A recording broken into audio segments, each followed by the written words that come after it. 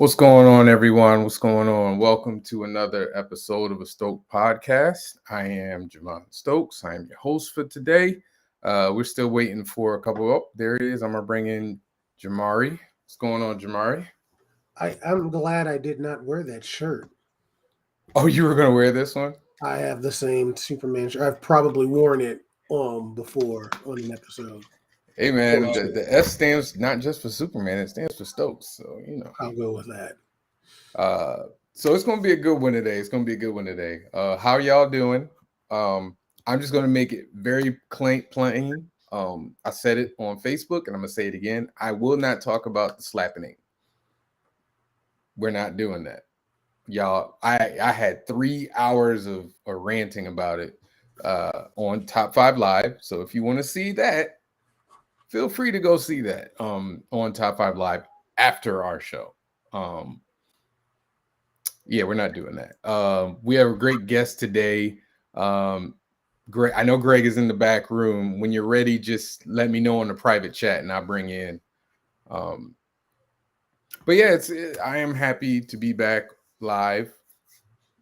It's been an interesting week, dominated by a lot, but it was cool to see Moonlight. Did you see it, Jamari? No, I've not had a chance to sit down and watch it yet. I couldn't even get to watch because by the time I got home, I wasn't even able to do that because I was going to watch it today after work. Somebody said 3 hours. I don't know who Facebook user is, but it was 3 hours of a really good conversation, and I'm glad we had it, but we exhausted it. There is a deeper conversation that me and Morgan and Danny are going to get into, but we ain't getting into it here. Here is where we talk to creative people about creative stuff and about entrepreneurship, and let people get an opportunity to tell their stories and encourage. What's up, Kevin? And encourage people to on their journey. So our guest is ready. So as always, I got to bring him in with the flowery entrance. Y'all have no idea how difficult it is to do these every single week. It is testing my writing ability to its limit, but we're going to keep it going. Our next guest is incredibly talented, an award-winning writer, educator, filmmaker, and model. He's a veteran of the comic indie scene, creating the very popular, I'm probably going to butcher this, is Nanya, the weird spider that almost consistently ends up on every best Black indie comics list. He's won multiple awards, including the Glyph Award for Best Writer and Story of the Year. He can be opinionated and controversial at times, but nothing he said isn't backed by facts or from the heart. Round of applause for the impeccable Greg A. Elysee. I have to be controversial, so I come in with the middle finger. What's going on, man? I'm good. How you doing, man? I'm good. You know what's funny? I'm going to tell people the truth. A lot of the people that I invite on this show, this is like the first time I speak to them, like in person. But we talk on Facebook like every other day. So, yeah, you was going in today with somebody back and forth on my Facebook. I'm like, yo, dude, but I'm not gonna get. No. We were talking about Moonlight. That's what we were talking about. Yeah, I got real passionate. Well, Jamari, I know. Okay, so the individual, I'm not gonna call their name out. There's no point in doing that. They were talking about how well, I don't like how Moonlight doesn't have people of color, and I don't like the way they didn't do a good job of representing DID, the sickness DID. I'm using the wrong word, sickness, but I was just like, yo, it's been like one episode, and it was like the main character is a person of color. The love interest in the first episode is a person of color. The love interest in the entire show is a person of color. The only person who looks out of it is Ethan Hawke, but you need big stars to sell shows sometimes. We need the evil white man. who's Yes. cultural appropriating the black Yes. culture. Yes. But you know what though? I'll say his name. Kenji and I always have spirited conversations. It's never personal, and I always appreciate that. And I always appreciate him supporting the show, this show and Top 5 Live. So me and him, we can always talk as long as it don't get, as long as you don't step over what I'm gonna call it, the Will Smith, the Chris Rock Will Smith line. We all right. We all right. Okay, sure, go. We good. As long as you don't step over that delineation, we good. Remind me how I use that, by the way, in a lesson for the cask of Amontillado. I have no idea what that is. Old Edgar Allan Poe story. Oh, okay. Yeah, so I found apparently a way I'm to not tie cultural. I found a way to tie that moment into that old story. You making us look real uncultured right now. Oh no, making you. I know the story. Yeah. Okay. All right. So, like I said, welcome to the show, man. Welcome to the show. Welcome to the show. Thank you, man. Yeah, I'm happy that you're able to come on, man. Like, I always tell people I'm a baby in the comic book indie scene, even though I've been doing it for like half a decade. But I know you've been in this for a minute. Like, even when I was first getting in it, I heard about your project, and I heard your name around before. I saw your shirts. Like, when I was at my first up here in Connecticut, I saw your shirts for your character. And am I pronouncing it right? It's Nanya, right? It's Nana. It's Nana. Okay, it's Nana. I saw your shirts even up here at Terrificon in Connecticut. So really, yeah, absolutely. So I was like, okay, this dude, this dude's a star already, and I'm just trying to get on his level. But you were nice enough, and I think I like Facebook met you through the other Greg, from Burnham. Burnham. Yeah. Because I met them at Dragon Con. And that's how I had kind of built up that friendship. So I met them, and then even Morgan and Danny I met through them as well. So it's, you guys have welcomed me into this like fraternity, like y'all don't know me forever, and this is the I appreciate I could finally get around to talking to you. Are you going to be at HBCU Con? When is that? In the end of April. I didn't know about it. I'm gonna look it up. Oh, okay. Yeah, so I'm like, I was talking to Morgan and Danny. I'm like, yo, we need to find a way so we could all be in one area, because I've never met any of y'all in person except for Greg Burnham and them. I met them, but that's only because I was in Atlanta for Dragon Con. I mean, you don't really need to know Morgan besides, that time. Fuck Morgan, he ain't all that. It's all right. Well, let's get it. So tell me about the start of your comic book journey. Like, how did you get from, I'm sure you were a fan, to where you are now? Like, how did you get started? Is it like my interest in comic books, or like being a comic? Either one works. Either one. I mean, I got into comic books when I was in second grade. Okay. I'd say. I remember passing by a comic store. This was like, it's funny because I think about it now. I'm like, yo, my mom was just making me walk to school by myself at that age. I remember going the route to school, and there was a comic book shop. But I didn't buy a comic until I saw Superboy in a Superman commercial, and I thought he looked so flippin' dope. And then when I went to the comic shop, the first thing I was like, do you have anything on Superboy? And that started like my obsession. And I was writing a lot of like short stories, like my own fan fiction at that time already. And it wasn't until high school that I was like, yo, this is what I want to do. This is what I want my career. And I was reading books from like Dwayne McDuffie, David Hine. I was getting obsessed with it. I finally discovered like Black Panther at some point with Christopher Priest's run. And classic. There was a book called Writing for Comics by Peter David. And I picked it up because I was obsessed with his X Factor at the time. And once I finished that book, I was like, nah, this is what I'm going to be doing This is it, comic books. Right. And for Isnana, it's my interest for that started from wanting to learn more about Black mythology because I was obsessed with Greek mythology. Since I was a kid, I was obsessed with Hercules and Xena. My mom introduced me to Clash of the Titans, which was one of her favorite movies. And I would look for any book on Greek myths when I was at the library. And in high school, I discovered a book in my art teacher's class that has like mythologies from various cultures. I looked up like Haitian culture, their mythologies and stories and traditions, and that like blew my mind. I was like, "Yo, Black people, we have our own gods too." Right. And then and in college, taking elective classes and like a lot of it was like Black studies classes, and then learning about so many of different Black figures and deities from different cultures.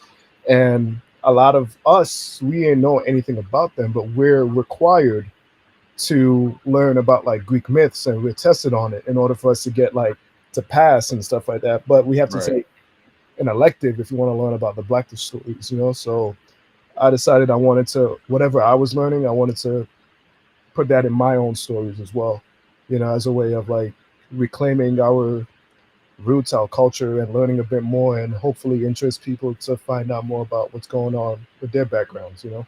Okay. Nice. Jamari, before I know, because I can go deep. Do you want to jump in? You have a question?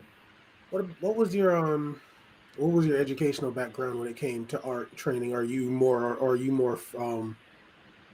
did you go the formal route, or did you grind it out completely independently and just self-taught, or were you self-taught when it came to your art?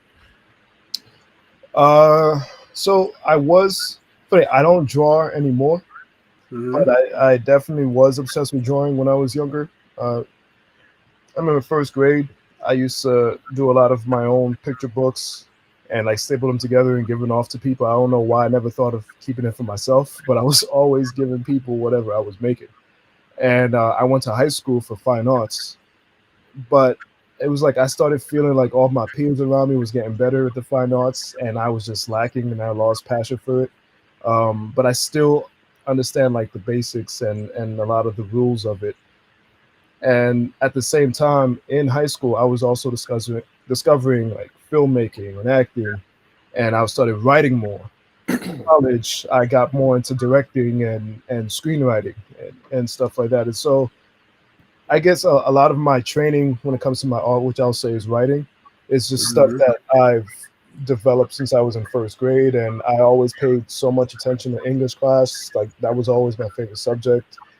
Every All my friends hated English class, and I was always the one like, "Yo, this book is fire," and they were like, "How are you writing this whack ass book?" But it's That's all I've right. We always, the same. We the same. We the yeah, same. man, we geeks, so Yeah. that's how it is. But I it's liked it so always, much I kept going with it. yeah, you just got to keep going when you find whatever that passion was. That excited me, and that's where I'm at now, you know, with my own writing.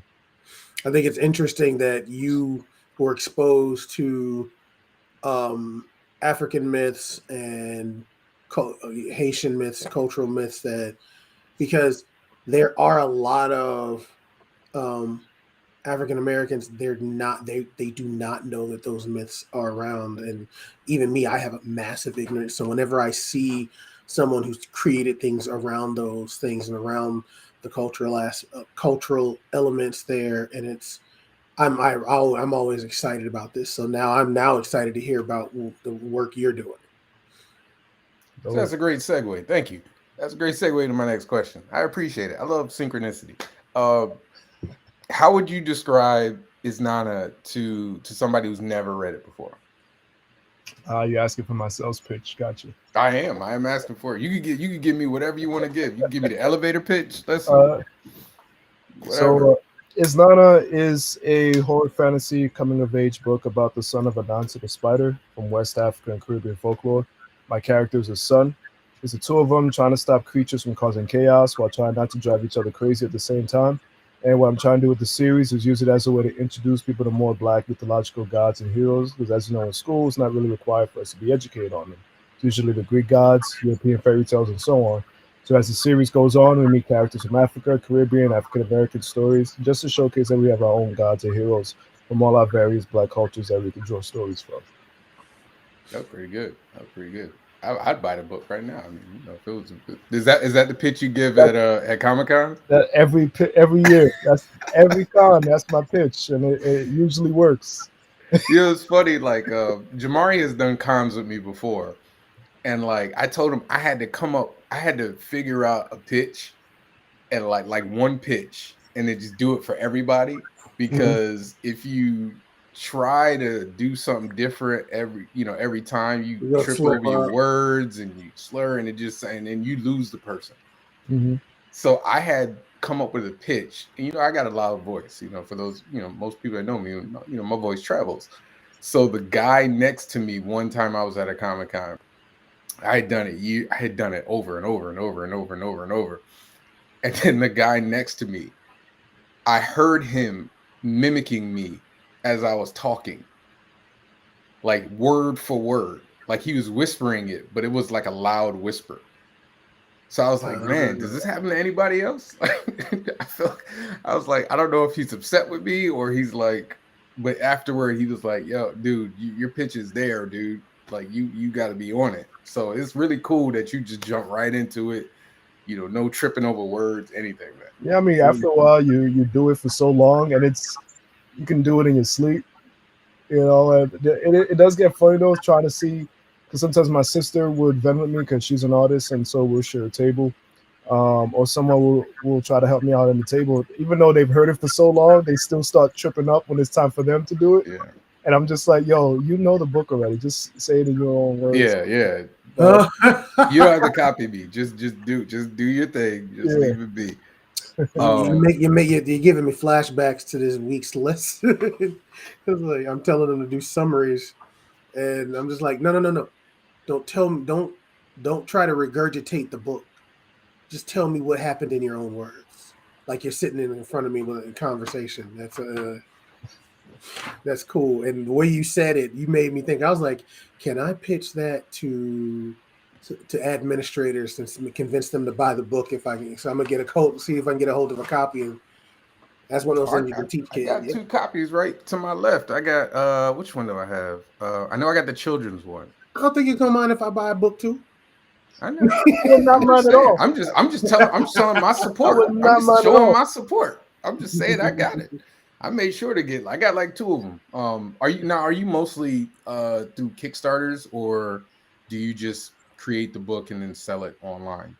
I mean, we launched through Kickstarter, which helps mainly with the funds for the printing, because for the most part, I pay out of pocket for the artist, which is. But there from time to time, depending on my funds at the moment, I might use some of that Kickstarter to help pay off for the rest of the production of the book. So we have Kickstarters, which is essentially like a pre-order. And after I print, way more copies than that, I'll go to cons, sell them at cons. I put them on my web store. You can get them off of there. The first 2 volumes are on Amazon. I'm waiting to get enough. The next is not a book to finish. That way I can compile them into a volume 3 and finally put that on Amazon as well. But all my stuff you can get on my web store. For the most part, when I go to different states, I try to see if I can go to a comic shop that's willing to take some books and stuff too. So yeah. Now are you feeling do you feel like the love, like when you introduce your concept to stores and fans, do you get that twinkle in their eye, or do you still feel like it's something you got to fight to get? I mean, it's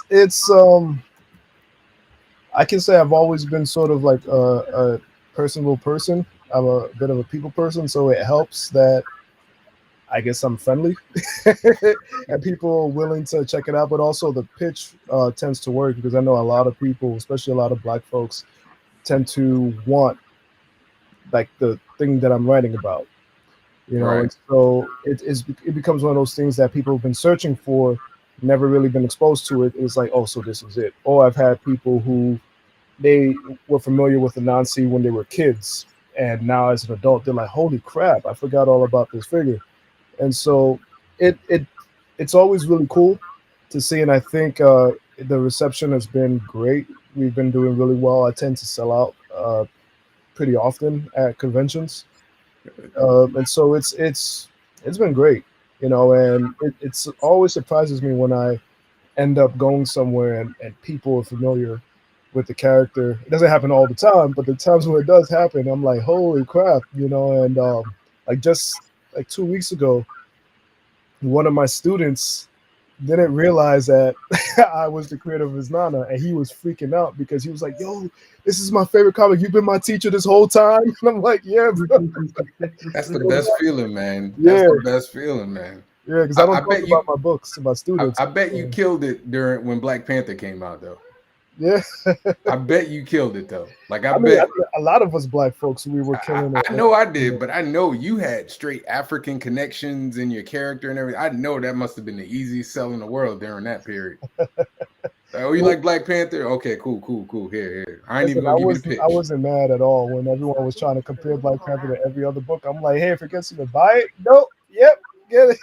I'll be lying too. I'll be like, oh, you like Luke Cage? Yeah. My book just like Luke Cage. Just like it. Oh man. But it's always cool, man. It's always cool. I love seeing fellow black artists succeed in an industry that's really hard. Like, for those people that don't know, for anybody watching that don't know, it's really hard to convince somebody who came to a con and they had no intention on buying your book to buy your book. Like, their money was slotted for something else, and they were like, all right, cool, you pitched me well enough to buy your book. So look, I mean, those people wanted their body pillows, and you taking their money for their body pillow toy. I know, right? Hey, listen, man. Oh well. Hey, it's better to read than to have a body pillow. Brett. I always tell people I'm gonna say something. He said, Brad says, I thought I saw the other day about a new Is Not a book coming around. When can we expect another? I mean, I was gonna get to that question, but go ahead. If you got some projects to pitch, knock yourself out. Sure. So, that one is Drums of Ogun. If you're familiar with the figure of Ogun from the Orishas and Haitian voodoo, he is the god of iron and war. And Isnana finally comes face to face with him, and it gets really bloody. This is gonna be like the most violent Isnana book ever. So I definitely have to put like a warning for parents, like it's for real, especially because the last one was so kiddie. And right. Like this one is gonna be gruesome, and okay. I'm trying to for the most part the pages are done. We're getting the book colored. Who's the artist? Sean Hill. Oh my god, bro. Sean Hill is from like a 1 through 10, that dude is like a 15 in art skills. He is freaking ridiculous. But yeah, he's doing that. Walt Nzanza Bonner, he is doing the colors right now, and we're like about maybe halfway through the colors. And the thing that's sort of stopping me right now is I'm going through issues with the t-shirts for the birthday day. And so a lot of people are still waiting on those birthday day rewards. If you did not try to order a t-shirt, you most likely have gotten your book.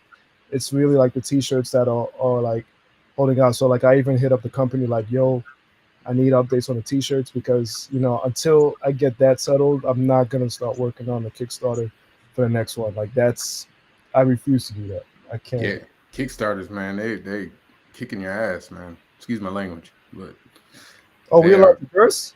Oh, I mean, you can curse if you want, but I try not to. All right, cool.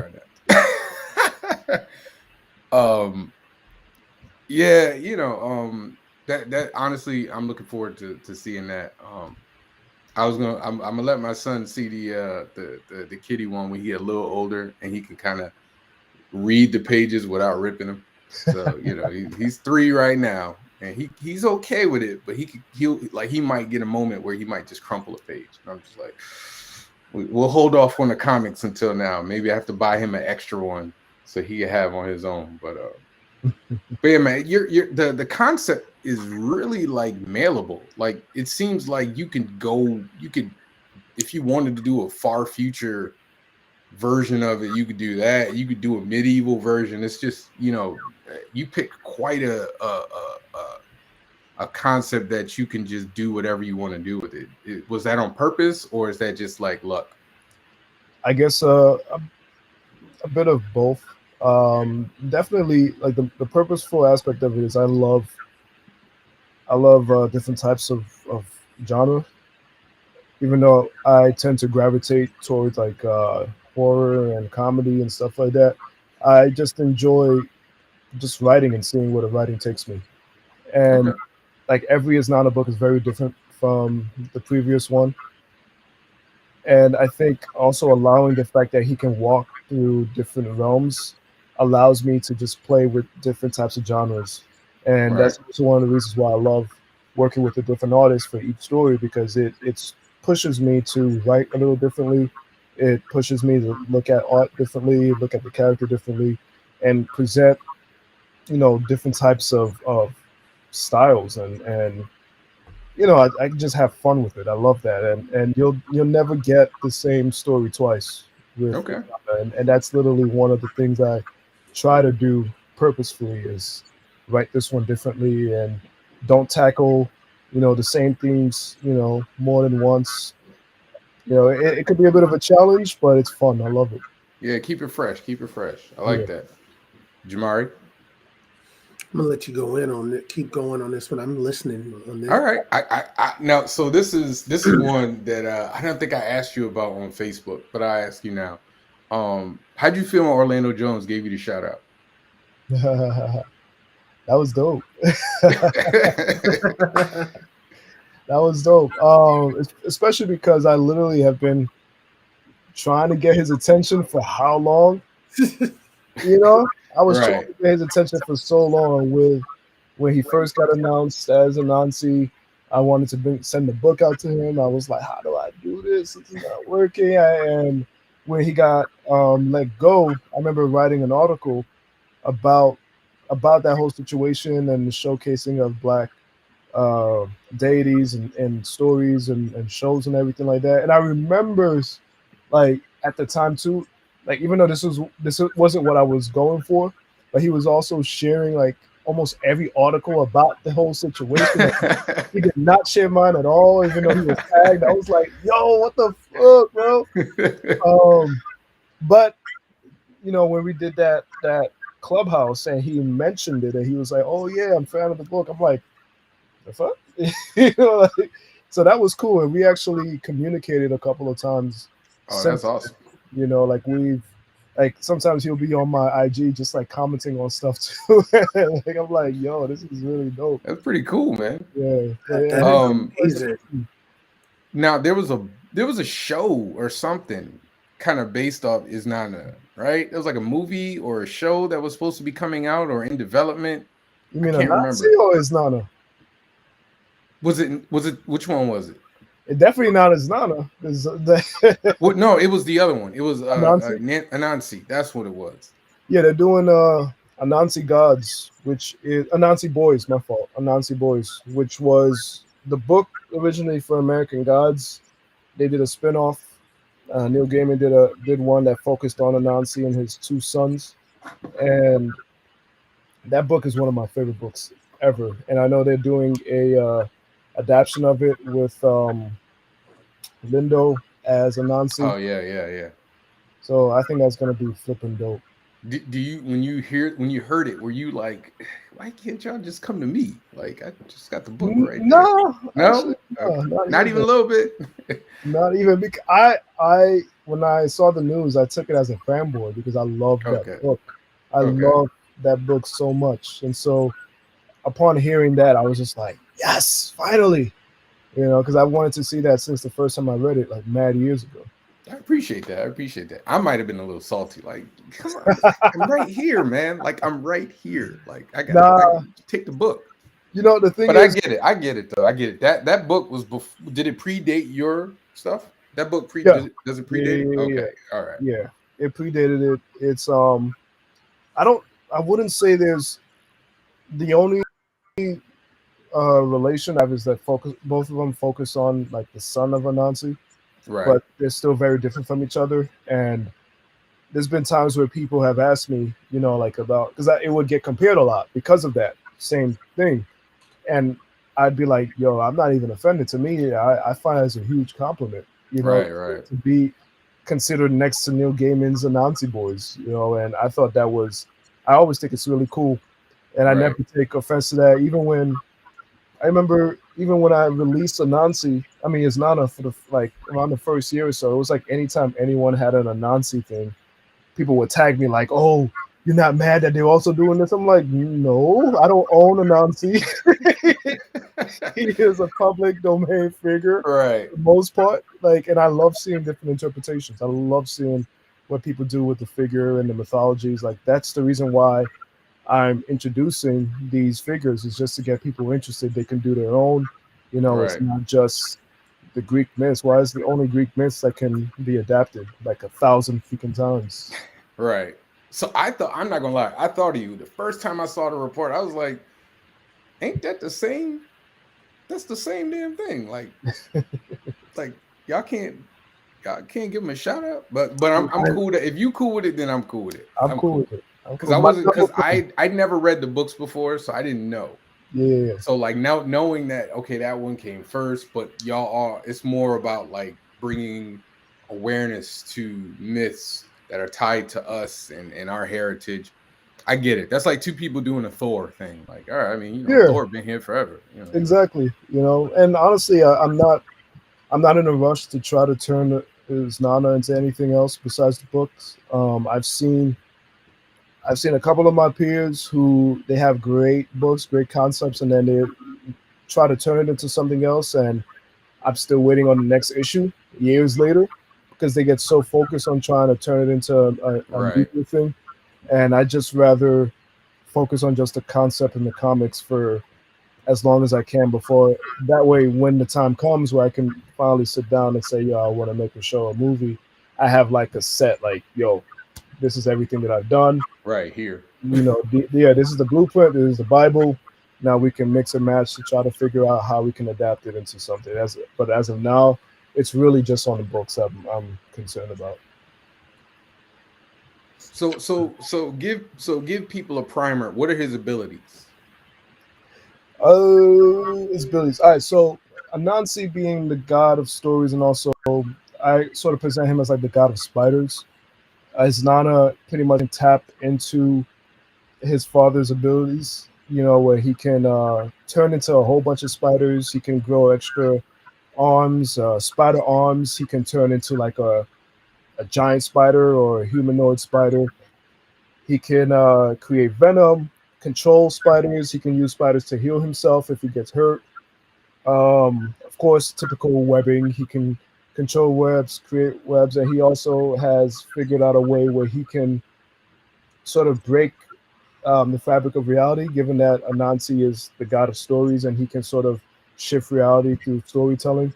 Okay. Isnana has figured out a way where he can create his own sort of portal called like the webway, and Okay. he can travel to different realms and different locations and stuff like that, which can take out a lot from him, but he's learning how to control that as well. And so it's pretty much any type of spider ability Gotcha.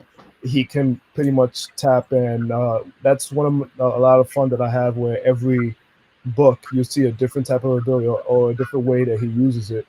Like he never really deals with the villain the same way that he did someone else. Good. He's always trying to think of creative ways to use his powers. So for people that don't know, I'm arachnophobic.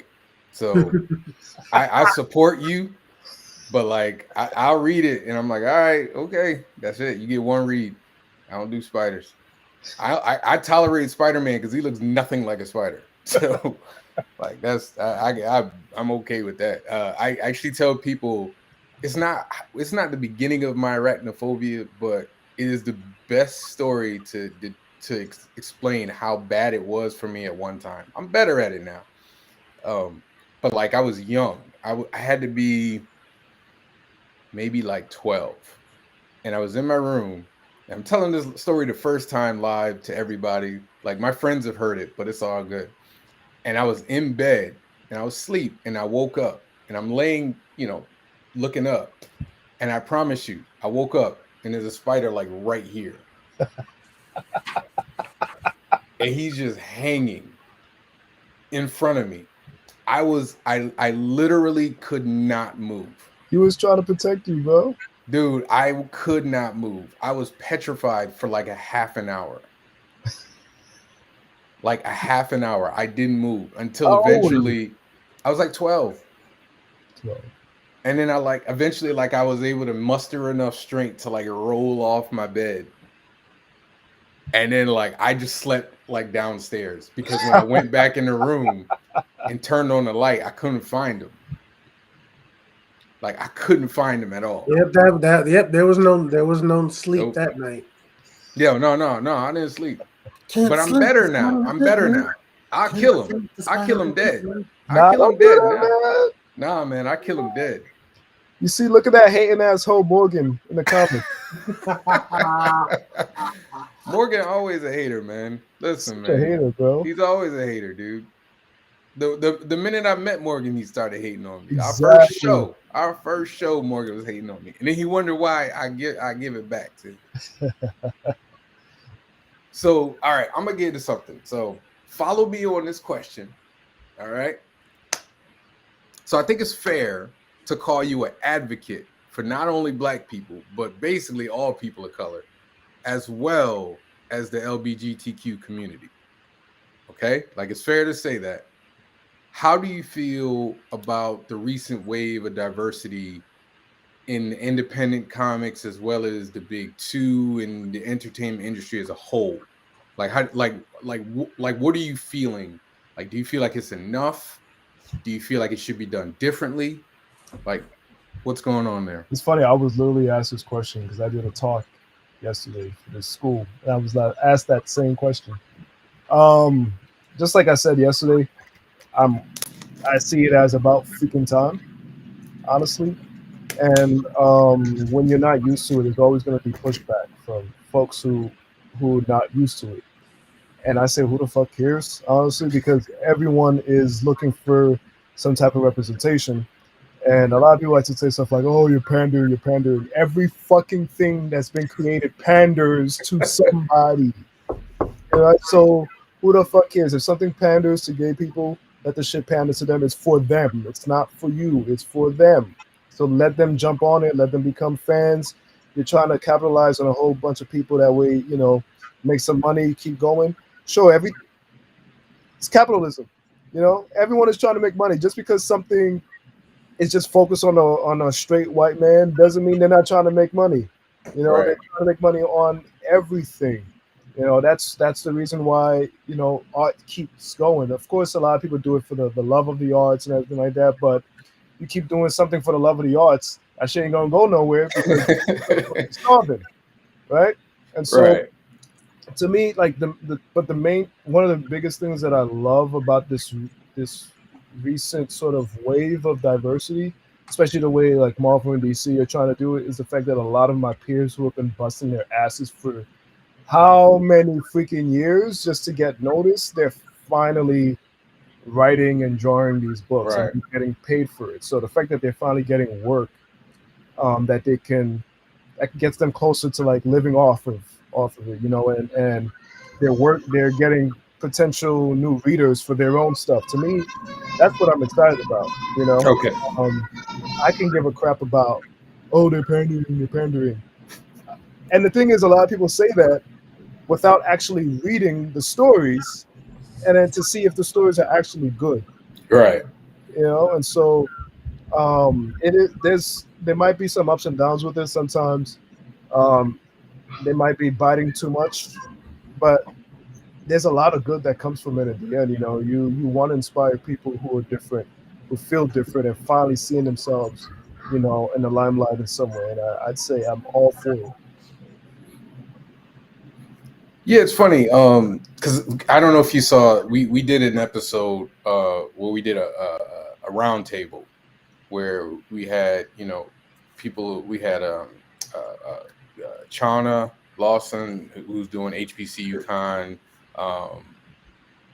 It was a round table basically on diversity in comics, and I've always said I'm a cynic. I'm a cynic when it comes to that stuff.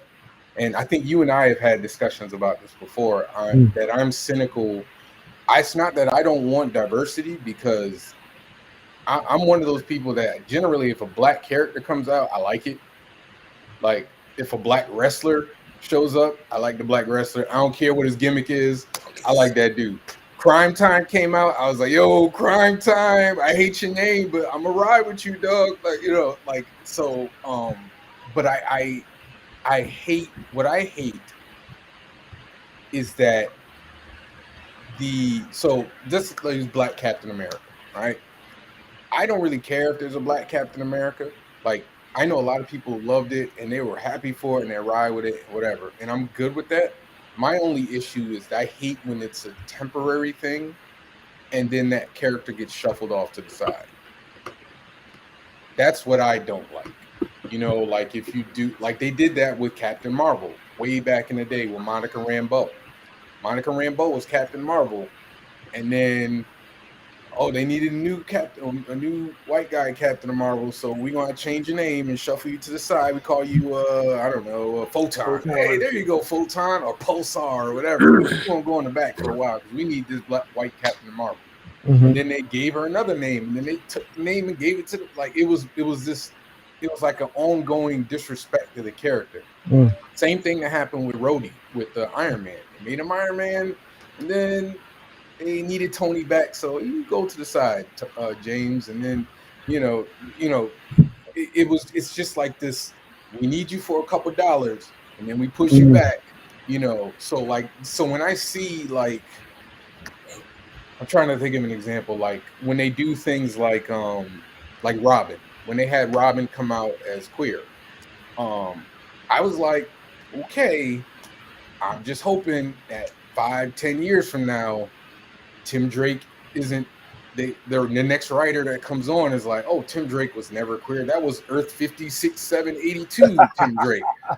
But they're already doing that. But that's what I'm saying. It undermines, to me, it undermines the initial effort. Now, everything you said about people getting work, I'm down for that. Everybody get their money, like getting black creators out there doing their work. But when it comes to the characters, that's why I like independent comics that are with diversity, because I know you're not gonna replace Isdana with a blonde haired, blue eyed, dude from California. Like, it's not gonna happen. Hell no. But that's what I'm saying. So that's my only thing with legacy characters. That's why, like, I was really happy that Miles Morales got a movie, because that's big. That's like kicking the door. Like, little kids will remember Miles Morales, the Spider-Man, like, for them. But I just don't want them to, and I know it's coming, for them to be like, well, we want to get Miles from out of the shadow of Peter Parker. We're going to call him the Scarlet Spider. And then they'll move his ass to the side. And then we won't hear about Miles no more. And they'll be like, remember when Spider-Man was black? And I just hate it. Like, that's just me. That's me. I don't know if I can see that with Miles, because he is such a huge success. I'm going to say even a surprise success. Because I think when they first announced him, there was all that controversy, and we were used to these legacy characters coming about and only being temporary. And that Negro is still here. He's hanging there. Him all the way from the alternate universe and put him in. They said, no, we got to put him in the main. Exactly. Like, he got so popular that now he's part of the regular. He has a movie. He has an Oscar-winning movie. They had to create a video game of him because of how hype people got from his, like, cameo of that Spider-Man thing, and that blew up as well. So I think they're going to keep on trying to ride the wave. I think the only time they try to have him stand in his own shadow and create a different name is when like in the different TV shows when he's sharing, you know, Right. the screen with Peter Parker, and even then it's sort of like they're co-stars. You know, Right. it's not even like Miles is like just a supporting character, you know, who shows up every now and then. It's like now he's like with Spider-Man, and so it's like that's the way that for them to differentiate him. I don't know. I think they call him like Kid Arachnid in one thing, and Spider with the Y. It's like, that's my point. No, and I hate that. You know, but you're right that they tried it, but he's grown so to the Right. like, to your point, Greg. He's grown to this point that no one like he's not going to get shuffled off like a Monica Rambeau did, because Monica came in a different era and time. Like, I'll be honest with you, I didn't initially know Monica Rambeau. Oh, I love Monica until I was an adult. from Jump Street. I'm old head. I love Monica Rambeau from Jump Street. She had a one shot. That was one of the I bought that. I held on to that thing till the wheels fell off, man. I love me some Monica because I told you, especially like I don't know how old you are, Greg, but I'm 40. So I've been reading comics for 35 years now, maybe. So like anytime a black character came out, that's my favorite. I don't care. I don't care. Steel, when Steel came out, I still love Steel. I'll rock with Steel forever. So but like that's why like, and once this is where the cynic came in me, because it was like you hot and then you not when we want the white boy to come back in. Of course. And that's why it was like over, and I kept just seeing it over and over again. So I am happy that Miles has staying power, and also like Kamala Khan, Miss Marvel. I love that she's got staying power. They got her in cartoons and video games. About to be in the movies now, in the TV show, and he's getting in the movies before Miles is getting in the live action movies. Right. And I love that. Like I love the ones that are staying, and I give Marvel credit and even DC credit too, because you know they tried with Cyborg, even though that went sideways for. They're about to try with Blue Beetle. They're gonna do the Hispanic Blue Beetle. Yes. Yeah, because I think they first started showcasing him in Brave and the Bold when they had that Batman cartoon. Right. And I think because people dug him in that one, then he's in Young Justice too, isn't he? Young Justice. Where he was really dope in Young Justice, and now I love Young Justice. He's about to get his own movie. You know, okay. And so I think they're trying. Of course, they're trying to get the Latino dollars, but hey, it is what it is. The Latino dollars, man. Hey, listen, I got no problem with capitalism. It's giving us some work, you know. Yeah, absolutely. DC do a Young Justice movie. Listen, man. They can't really get Titans right either, right? So, yeah, I was gonna say they gotta get the TV show right before they can put a movie on. Although Doom Patrol, I only saw the first season, but Doom Patrol. I've never watched it. Is it any good, bro? I only saw the first season. I haven't seen 2 and 3, but the first one, hands down, was one of like the best things I was watching ever. Like that. Really? It is, bro. The writing, the character work. It is my favorite Cyborg so far. Wow. Like aside from Teen Titans Cyborg, the animated one, like the Cyborg in Doom Patrol was like my favorite. I thought he was the best written, which I was surprised because I remember first seeing the images. I'm like, really? Yeah. But they do a great job on that, and he's not like an afterthought. Like he's like he has a legitimate connects with everything, and it's great. It's really good. I will say I'm surprised at how hard DC has written for Cyborg. Of all the characters, they only got like 3. They literally have been. They only got like 3 or 4 black characters. Here's Cyborg. We've got him, and they've tried to. They've centered so much around him in the comics and in other media formats. I'm just surprised. Just be real with me though. They only got like 4 or 5 they care about. Here's the thing with Cyborg, they keep going back to the whole, and I posted about this recently. They keep going back to the same old oh, I'm tired of being, I'm a machine, I'm a man, I'm all depressed, I'm all gloomy and this and that. And it's like there's more there's more to a person than just that same thing that they keep obsessing about. Like you Yeah. can literally explore so many things with Cyborg. He's in a freaking universe that has like a shit ton of like worlds and realms and magic and all this stuff, and it's like you can't come up with like a really Something cool better. concept. Like one of the last times I was really enjoying Cyborg, I didn't get to finish the run, but I was loving what David Walker was I doing knew with you were gonna say that. Yeah. you know, and also giving him like a human body for like a short time, and then like they even like streamlined his robotic look, and I was like, yo, this is like we're in the modern times. Why hasn't he been changed? And then of course, once he left, and it was like they went back to the whole clunky old machine. I'm like, we finally was like getting somewhere with this freaking character, you know? You have no idea how angry I was. I mean, I was angry about Justice League for a lot, but I was really angry for their Cyborg design. The fact that it was like the only piece of him that was like human looking was like his head, and the rest of it looked like it was fucking tank.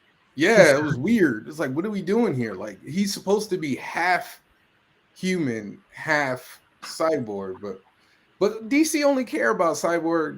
They kind of care about Vixen. They cared about enough to give her a cartoon, and then that was it. I mean, she has a book now, don't she?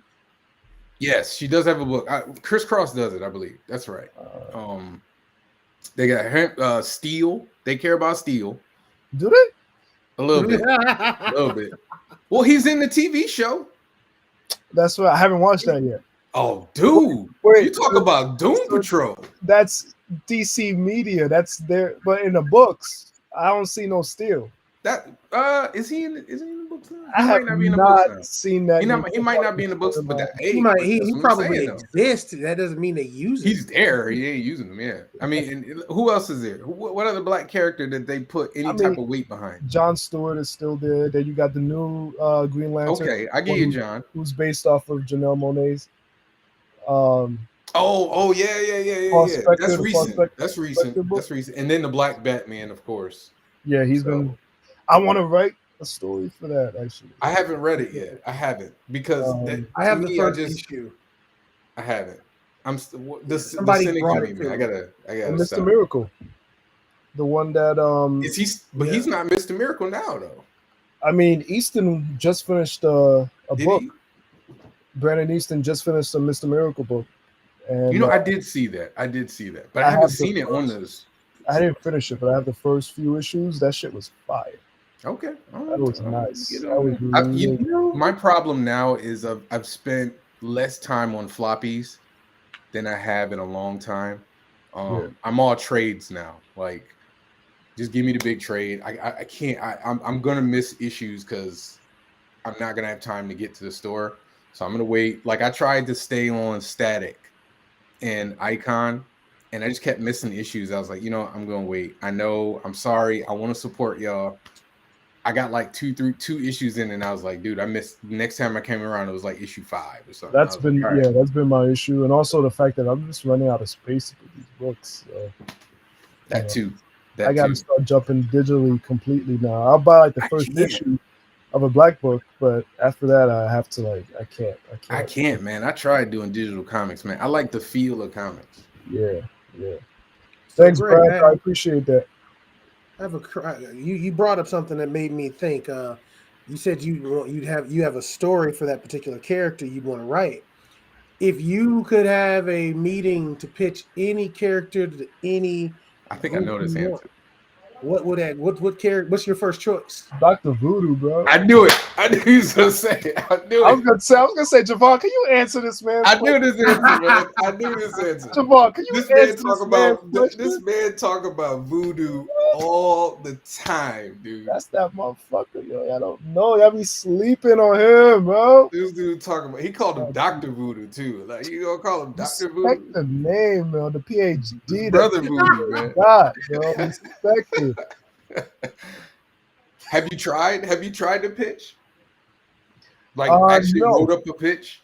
I have not, because I don't want them to be like, oh, it's a good idea, and they give it to some other motherfucker. Yeah. I'd rather they come to me and ask me in some I way. feel Good that. I idea. feel that. We're gonna take that on advisement. We'll get back with you. Next thing you know, here's my fucking book.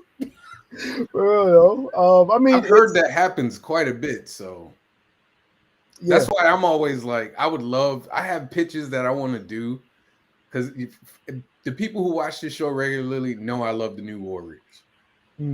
I got a pitch for New Warriors. It's been in my head forever, and I'm gonna just wait for them to holler at me, and I got you. Yeah. But I can't just run up on, Jeff Johns and be like, not Jeff Johns. I actually met CC at one of my cons, and I wanted to pitch so hard, but I was like, I gotta hold on to it. They're probably used to that too. Everyone trying to pitch everything to them. They tell you no now. They tell you nope, can't do it. If we don't solicit you for a pitch, don't do it. So you got to know people. You got to be cool. You got to be nice. Yes. Know people. Yeah. That way they can be like, oh, I know somebody who could probably write this. And I've never heard a bad thing about you from anybody else. Oh, well, you haven't met enough people then. No, I haven't heard a bad thing. Like, I've heard you have like opinions. Like, everybody know you got opinions, and you know what I'm saying? Like, but not like, oh man, he's a jerk. I've had my moments. Hey, listen, listen, man. Not even me trying to be a jerk. I think there's been times where there was misunderstandings with certain people, and fuck you, Morgan. Morgan don't need to talk about nobody having moments, man. Morgan got more moments. Morgan been banned from Facebook more than like anybody I know. Yo, there was like a good year where like Morgan was like for real, like full on not on Facebook for like 6 months. Yo, I'd be dying and I'd be posting the most ratchet shit, and and you still get on. I was like, Morgan, yo, what are you doing that you getting banned so much? Like, for real, like it's real hard to get banned. Like, I've said a lot of things on Facebook. I don't know. I got a few banned. people on my list. They get banned, and like they come in, they get banned at at least once every 3 months. No, Morgan be like, oh man, I hope. He'd be like, I hope Putin gets shot or something like that. And they'd be like, banned. like, dude, come on, man. You can't say that. Like, like hold that for something else. I have had fallouts with some people. Not as much like the past year or two, but I've definitely had some fallouts with a couple of people in the field. I mean, me being very opinionated, and also I will call you out if you say some stupid, ignorant ass shit. And so I've definitely had some back and forth with like, especially even like homophobic people in the industry, because like I will not shut up if you like show your ass, and I'm like, oh, bad at me, okay. It's funny because it's a different world, like. And I have no problem being open here. Like, when I was growing up, there's certain things you could say that you would say that now obviously you can't say. Like, you could be like, oh man, that's gay, and you mean it in a bad way. And like, there are a lot of people who haven't evolved enough to be like, I can't say that anymore, so I'm not gonna say that anymore. And it's such a hard mind shift. And especially in the industry, let's be real, in the industry with a lot of old white guys that hold on to a period of their life where they were able to just say whatever they want to say. And, there's a lot of them like, and I got no problem calling Ethan Van Sciver, was it Sciver out, whatever, like, and I hate it because he was one of my favorite artists. And I can't even read his stuff now. Like, he's like R. Kelly to me. Like, I can barely listen to an R. Kelly song. Didn't they put him on Cyborg? I was like, how do you put this racist ass motherfucker on his black book? Dude, you know what sucks? I love Green Lantern Rebirth. Mm-hmm. Like I love Green Lantern Rebirth. And every time I want to go back and read it, I'm like, I feel like I'm supporting him somehow. I know, but the book is already bought, so I know, but Yeah. I know exactly. I know. You know what I'm saying? Like I want to spiritually support you here. Like no, like you can't have none of my energy. That's how I feel about. Have you read Green Lantern Mosaic? Yeah. Oh, Gerard Jones. Yes, that was hands down. I have to say one of my favorite comic books of all time. Like that first issue is probably like my favorite first issue of a book ever, and I don't think I've read a single word from that book since the news broke out about it. Like, and it's like I own the books already, so it's like doesn't really matter. It's not like he's getting support from me, but it's like spiritually, it's like Right. That's how I feel with Wonder Man. Wonder Man. Yeah, he did a run on Wonder Man. Oh, okay. And they haven't put it in trade paperback form because of that. In my opinion, I feel like they haven't released him in trade paperback form because of that. And I love that run, but I can't go back and read it now. Yeah, it's just it's tough. It really is tough, and and it really has been interesting to see, especially from a LGBTQ point of view, the diversity coming in with that and how people are responding to it on both sides of it. Because it is really a lot of people are kind of showing their ass, and I'm cool with a that. lot. And I know you are. You weed them out. You be weeding folk out. Like, oh, okay, I'm gonna block you. I'm gonna curse you out first, but I'm gonna block you. You're never block you. I like that. Not even block. I don't really be. I think I've only blocked at most. I don't know. Maybe it could be like 3, 4, 5 people. That's 3, 4 more people than I've ever blocked. Like, honestly, there was one. I forget his name. There was this one guy who, I don't know if he was mixed, but he would say some stupid ass fucking shit. Like he'd say some stupid ass racist shit. I'm just like, wait, ain't you like part black? It was something, and then I don't know if it was that, or I remember there was someone in particular who a lot of black people in the industry, in the indie world, were hiring him for shit, and I'm like, this nigga is a fucking racist. Why are you? And I think we've gone back and forth before, and eventually I just had to block him because I'm just like, there's something wrong mentally with this person. And then on top of that, I was still seeing black folks hiring him to do books. I'm like, really? I feel like I know who you're talking about, but I'm not gonna. I don't say his no. I'm not. If you want to, I'm not. I want to. No, I'm not gonna do it. I only talk about Van Cyver and Jones because they are the biggest names who've done it. But I know specifically there was one guy you were going back and forth with, and I was just watching it like, whoa, what is going on? Like I didn't know context, I didn't know nothing. And you were just like lighting into him, he was lighting into you, and I just saw all these people from the same community like, what is going on? It's like they were whispering, but it was through like Facebook text. It was like earlier, it was either late last year or earlier this year that he had mentioned something, and you were like, no, bro. I guess it was a personal thing. That's why I'm not putting his name out there. I think if it was, wait, it starts with an R. That's not who I'm talking about. But whatever. I think Morgan is referring to the person I was referring to before. Who's that? Oh, okay. I don't know that one. But talking about is I think I know. You know who I'm talking about. Like honestly, if you think about it enough, it's somebody you worked with. Okay, yeah, we ain't gonna talk about that right That's now. What I said. That's why I say like we ain't gonna talk about that right now. Stop, Morgan.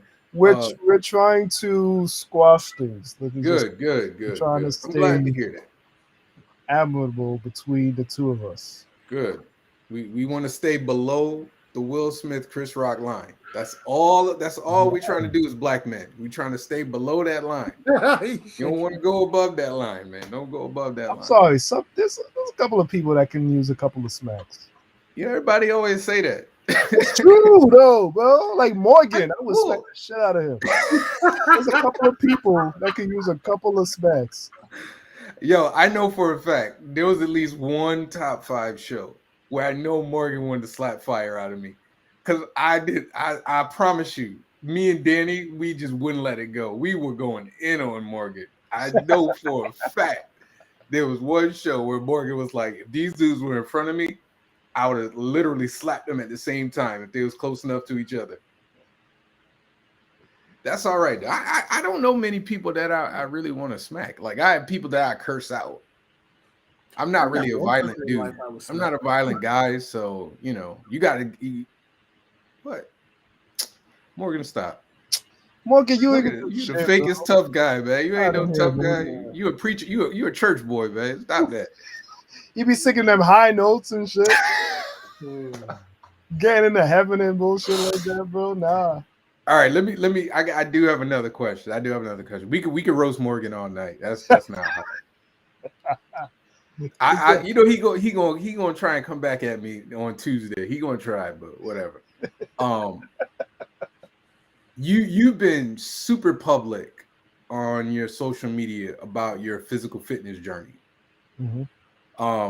What was your inspirational drive to start to get to where you are now? Like what did you feel like? All right, I did you feel like I wasn't what I wanted to look like, or was there some outside factor?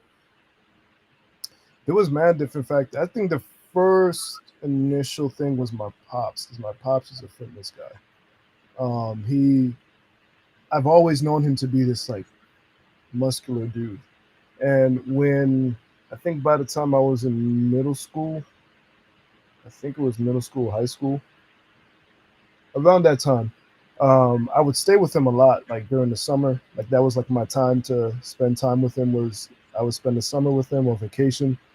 And he had his like home gym, and I would just join him sometimes. And that was like our way of bonding, and because I have 2 other brothers on my pop's side, they were not physically into any, like it was always stay home, play games, or find something that they can do at home, which is cool.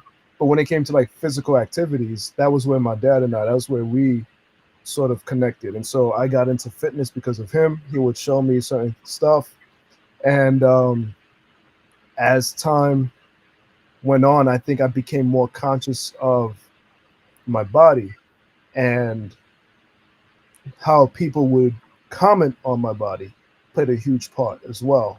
Especially when I was even younger than that. It was just the fact of me being a skinny kid.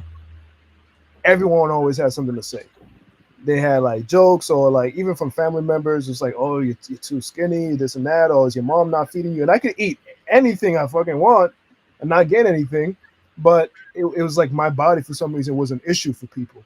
And to me, I didn't notice anything was wrong, but as you hear that shit like daily, I started to like gain a bit of like this hate for being thin, for being skinny, of like naturally what I was. And so after a while, I was like, I got into fitness because it was like I was trying so hard to escape that, and to this day, I still sort of deal with the body dysmorphia, even though like I see how far I've come. Every once in a while, I'd be like, oh shit, I'm losing weight, I'm skinny again, this and that. And it's like I'm doing that, but I also train because I freaking love it. Like this is literally one of my favorite things to do. Almost obsessed with it. No, I am obsessed with it. Not even almost. I am obsessed with it. Like I want to train. I want to work out every day. It makes me feel good. I love the challenge of it. I love the fact of like I can be stronger this week than I was the week before. I love meeting other fitness enthusiasts and bonding through that. I've made like great brotherhoods and friendships with people. Like we're like best friends because we met at the gym. And so it's just something that I freaking love. And man, I'm sorry. The attention I get to, man, you gotta enjoy the perks.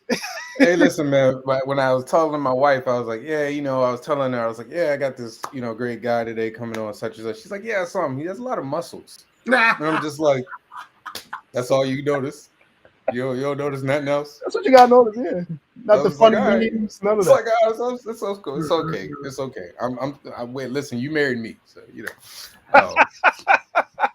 But like, I understand. Like, it's funny because I know there's a lot of people kind of focus on people who are technically overweight as people who struggle with, how other people's perception of them and being criticized and everything like that. And that's kind of that's the majority of the focus. But as a slim dude, I literally went through everything you did. Like, I got called bird chest. I got called like, oh man, you don't eat nothing. I was like you, I just eat, man. Like, I don't care. Like, I might not eat a lot of different things, but I would eat a lot of what I ate. And so like, I would have the same thing. Like, man, I would just get annoyed. That people are like, dude, like, and it's funny when you complain that you're annoyed that people I keep calling you skinny, they'd be like, well, you should be happy that you skinny because you could be. I'm just like, dude, like you literally went through a whole month of roasting my ass, and then when you see that it bothers me, now you want to give me a compliment, right? Like, oh, that's a good thing, and I'd be like, nah, it ain't really a good thing if you roasting me about it. Like, if you calling me skinny, you calling me all kind of toothpick and all this other stuff. You know what I mean?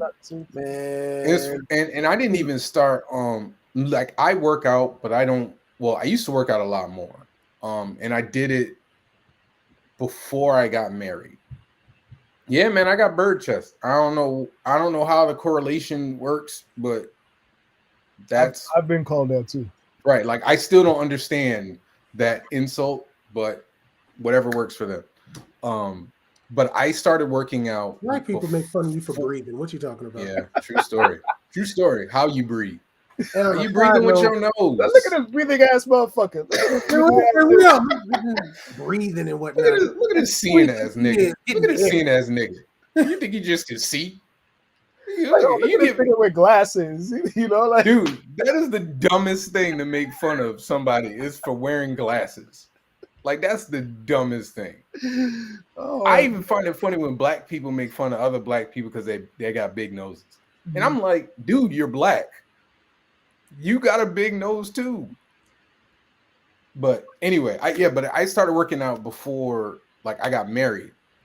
Because in my mind, I'm like, this is an opportunity for me to be different. So like, I was in the gym like 4 times a day. And like not 4 times a day, 4 times a week. I was about to be like, bro. No, I ain't that crazy. I ain't got that much time. 4 times a week. And it was like, I totally agree with that. You said like, it was a marketed difference in how I looked, how I felt. And like, I was like really into it. And I was into it for a while until I was into it till my mom got sick. And when my mother got cancer, like I fell off. And then my wife got pregnant right after, like literally the next day after my mom passed.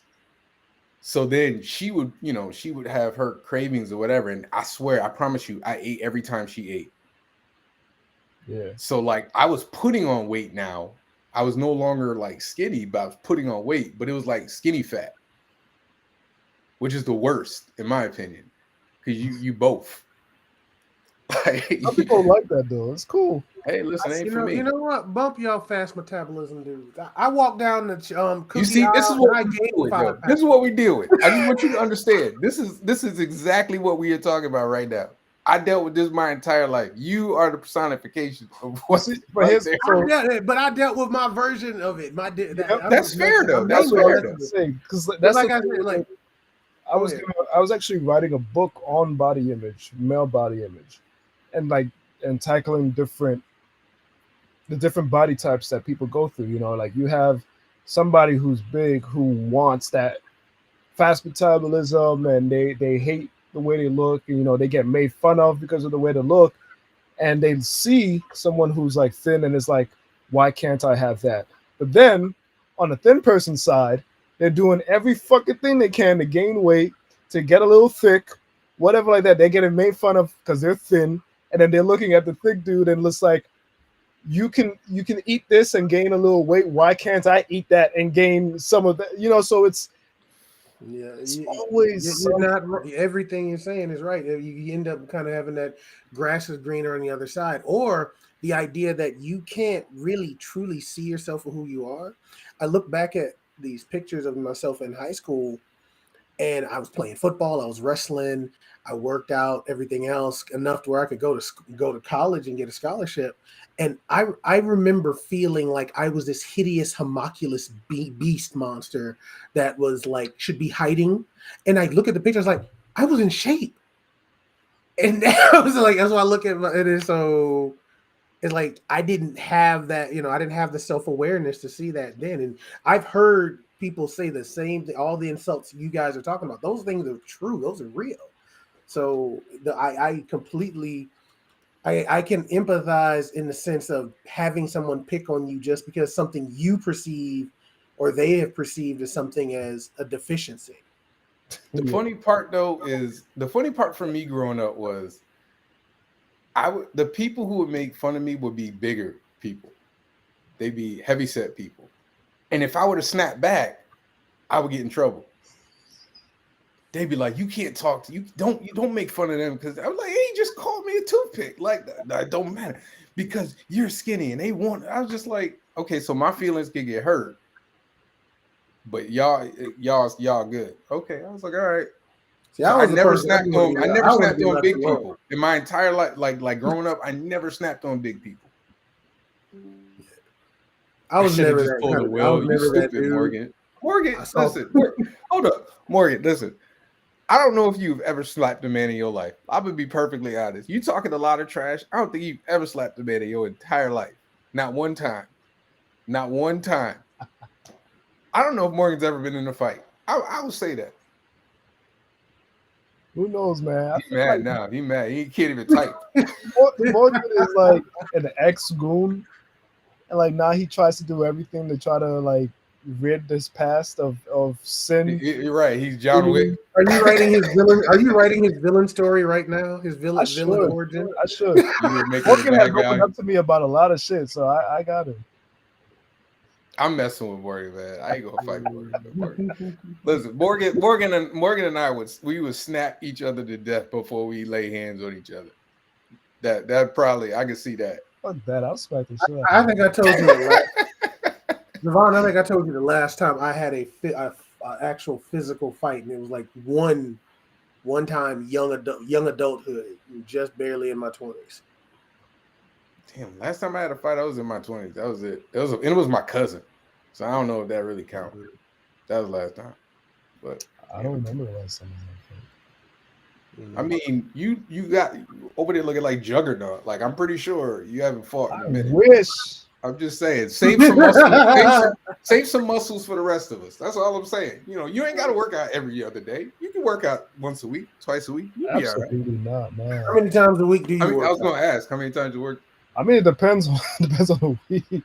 I try to go for 4 to 6, depending on the week as well. Depends 4 to 6 times a week.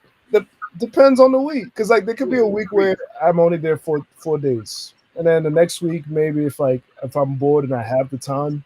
But here's the thing, though: every day you're working out differently. You're not. That's what I was gonna ask. You're not training the same muscles. Sometimes I might do like very lightweight but a lot of reps, and another day it'll be like crazy heavy, or one day could be a cardio day, one day could be a core day. So it's like I'd never train the same way every day. I'm always changing things up because I get bored so easily, and I've noticed my body responds well when I'm constantly confusing it. And so that's how I can train a lot, because I'm always work out only once a day. Or do you do different sessions in a day? Do you do like more than one, like twice a day or once a day? I do once a day, but there's been a couple times every now and then I will do like a morning and I will do at night. I love those days, but I don't get them the opportunity to do it as much as I would like. Wait, you don't have kids though, right? No, not yet. That's Man. why that's why you able to be in the gym. One day. That's why you can be in the gym like 4 to 6 times a week. That's why. So Yeah, I'll take them It with must me. be nice. It must be nice. You know, I don't have that anymore. I remember doing it 4 or 5 times a week. I remember that. You I just was need in an way hour. better shape. You just need an hour. You know, I usually do it just for an hour. Like I usually go between 1 and 3 times a week. Like this week, I've been twice, and I'm going tomorrow morning. Mhm.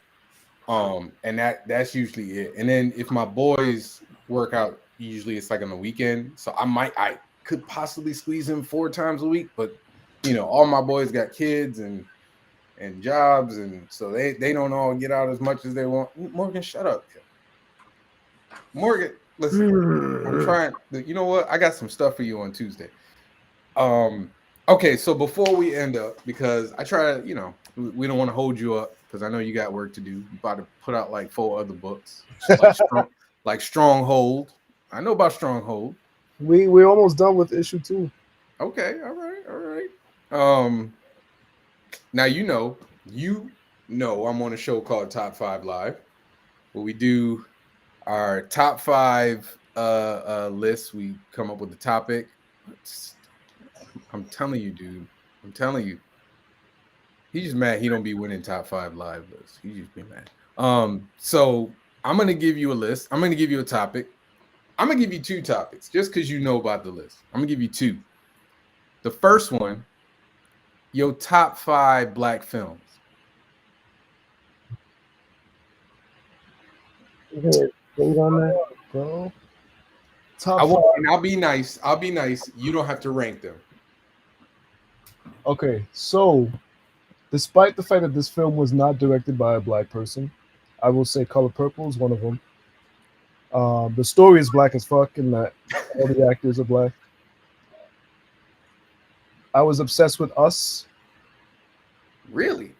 I was Okay. obsessed with that because I love horror, and to see a horror film like that with a black family, with a black director, as well as that it was just this crazy ass fucking shit that you don't see black people in, and I'm like, yo, I've been wanting this forever.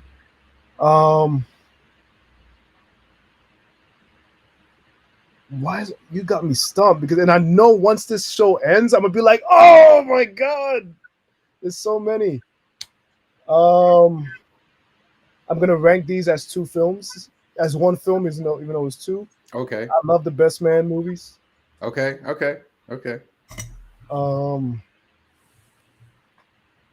There's a movie called Kirikou, which was like a French animated film. Oh, okay. Okay. That starred this like little African boy. Oh, okay. And it partly inspired his Nana as well. Okay. That's 4. 1 more.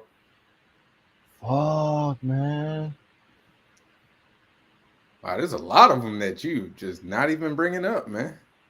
Yeah, but there's some that no one would mention, right? That I brought up. No, you didn't bring up. Yeah, I never. I was gonna say that's like Morgan. That's a big one. Oh, Blackula. Wow. I was not expecting that. Getting that, yeah. That was not expected. That's one of my favorites. I've seen that 1,000 times. Wow. I love that movie. Okay. And yeah. Hey, listen, I'm not going to judge. We don't argue on this show when it comes to the top 5. You come on Top 5 Live, I might have said some things. But let me see if I can do this. I got to do Coming to America. I will agree with Morgan on that. I will say I'm going to do the same thing as you. The Best Man, both of the films I'm going to put together. Malcolm X.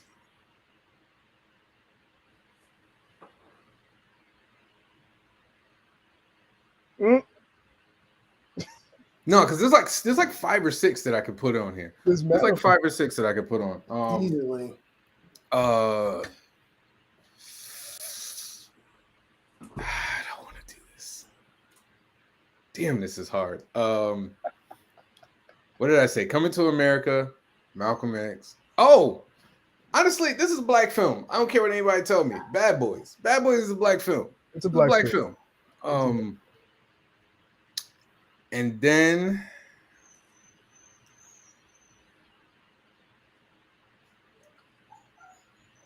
cheating. What is he talking about? Because we chose two movies as one. But this is my show, okay? This is my show. I make the rules on here. And honestly, the fifth one has to go. I gotta go to Get Out. I have to. Oh, right. Yep. You got it right there. I gotta go Get Out. That's my 5. All right. Jamari. So you guys got some of the same stuff I got.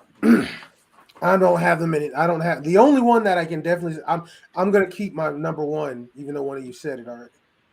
So, Black Panther. I'm keeping. Oh my God! Yeah, Black Panther has to be on my list, hands down, no question. Dude, I gotta go. What are you taking out? What are you taking out for Black Panther? Wait, no. Let Jamari finish his first. Go ahead. No, you're right. You're right. Black Panther. I totally forgot it. My number 4 is very personal, and that's the movie Dope. Because I was gonna say that too. Yeah. Dope. I love that movie. I ain't never seen a black nerd movie in my life. I was like, what the hell? Somebody made this? So Dope goes on my list because that's something I dreamed of seeing. And I was like, if this had hit in my 20s, I would have been like, that would have been my favorite movie forever and ever. I'm in. That's a fantastic Get Out, because it's damn near a perfect movie. I'm going to say The First Best Man. Both of them are good. I love them overall. But The First Best Man is really a guy's movie. I don't care what you think. What? A guy's movie. I say, you know what though? The First Best Man was kind of like the male version of Waiting to Exhale. When you think about it a little bit, just a little bit. Hold on. By the way, Morgan, this is why when we pick lists, we get like 2, 3, 4 days. You try doing this off top of your head. Yeah, I'm gonna have Morgan come on my show, and I'm gonna stump him. But go ahead, Jamar. And final one, I can't get through this movie without crying. Malcolm X. Every time it gets to the point where where they start singing "Change Gonna Come" and the old lady comes up to him on the street, I got to turn it off for a minute. Yeah. So that one goes on my list forever and ever. Now that's your list, Morgan. That's your list. You got Medea on your list. That's why you brought it up. Get out of here. If I were to take one off though from my list, what did I do? What did I say? My list was you said Coming to America. I said Coming to America. I said The Best Man. I said Get Out. I said Malcolm X. What was my 5th one? Get Out. You said no, I'm missing one though. How'd I forget what you said? I forgot what I said. But honestly, if I were to take one off, it will probably be Get Out. I'd take out Get Out for Black Panther. Black Panther? Yeah. Because the reason why I would Morgan, you gotta stop drinking and commenting, man. I would take out I think Black Panther had a bigger cultural impact than Get Out. I mean, I'd say that both of those have equal footing for different reasons. No way, sir. No way possible. Black Panther had white folks in dashikis at movie theaters. and they also Get Out won an Oscar. But we gonna not act like Black Panther wasn't supposed to win that Oscar over Green Book. I mean, I would have loved it. Y'all remember the meme with Chadwick looking like? I forgot a film. It might take out Blackula. Okay. Go ahead. Moonlight. I need to watch. I haven't seen it yet. So I cannot. I haven't seen it yet. I will assume that it's good. I need to watch it. It's amazing, man. It's amazing. Is that on HBO yet? Because I'll go watch that. I think it was on Hulu for a while. Oh, if it's okay, I definitely will look at that. I got three honorable. I haven't seen Swan Song yet.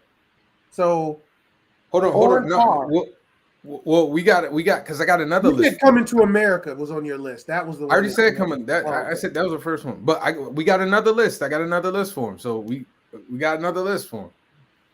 This only because this is the first time I'm talking to you. I'm gonna get it while I can because he act like he don't want to come on Top 5 Live, and I'm just saying, like, I don't know if he's scared or not. I don't know if he's scared. Like, if you scared, honestly, he you know. might. He might. I think you should. He might I think hurt you some should. feelings. I'm just saying. My money's on Greg. I'm just saying, like, you should come on Top 5 Live. I don't know if that's a lot of heat, but you know, no pun intended. Top 5. You don't like this one. Top 5 black indie characters. I'm out. Don't do that to me, bro. I'm gonna have people hating on me. Like, how Hey, dare you controversial, bro. Nah, man. That's like, nah, I can't do that. You can't say your favorites, top 5 favorites. It's Nana.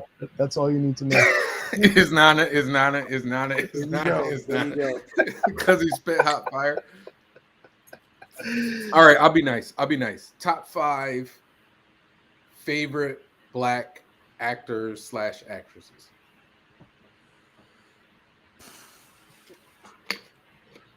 Just say actors. I'll be easy. Actors. Actors, actresses. I love Alfred Woodard for one.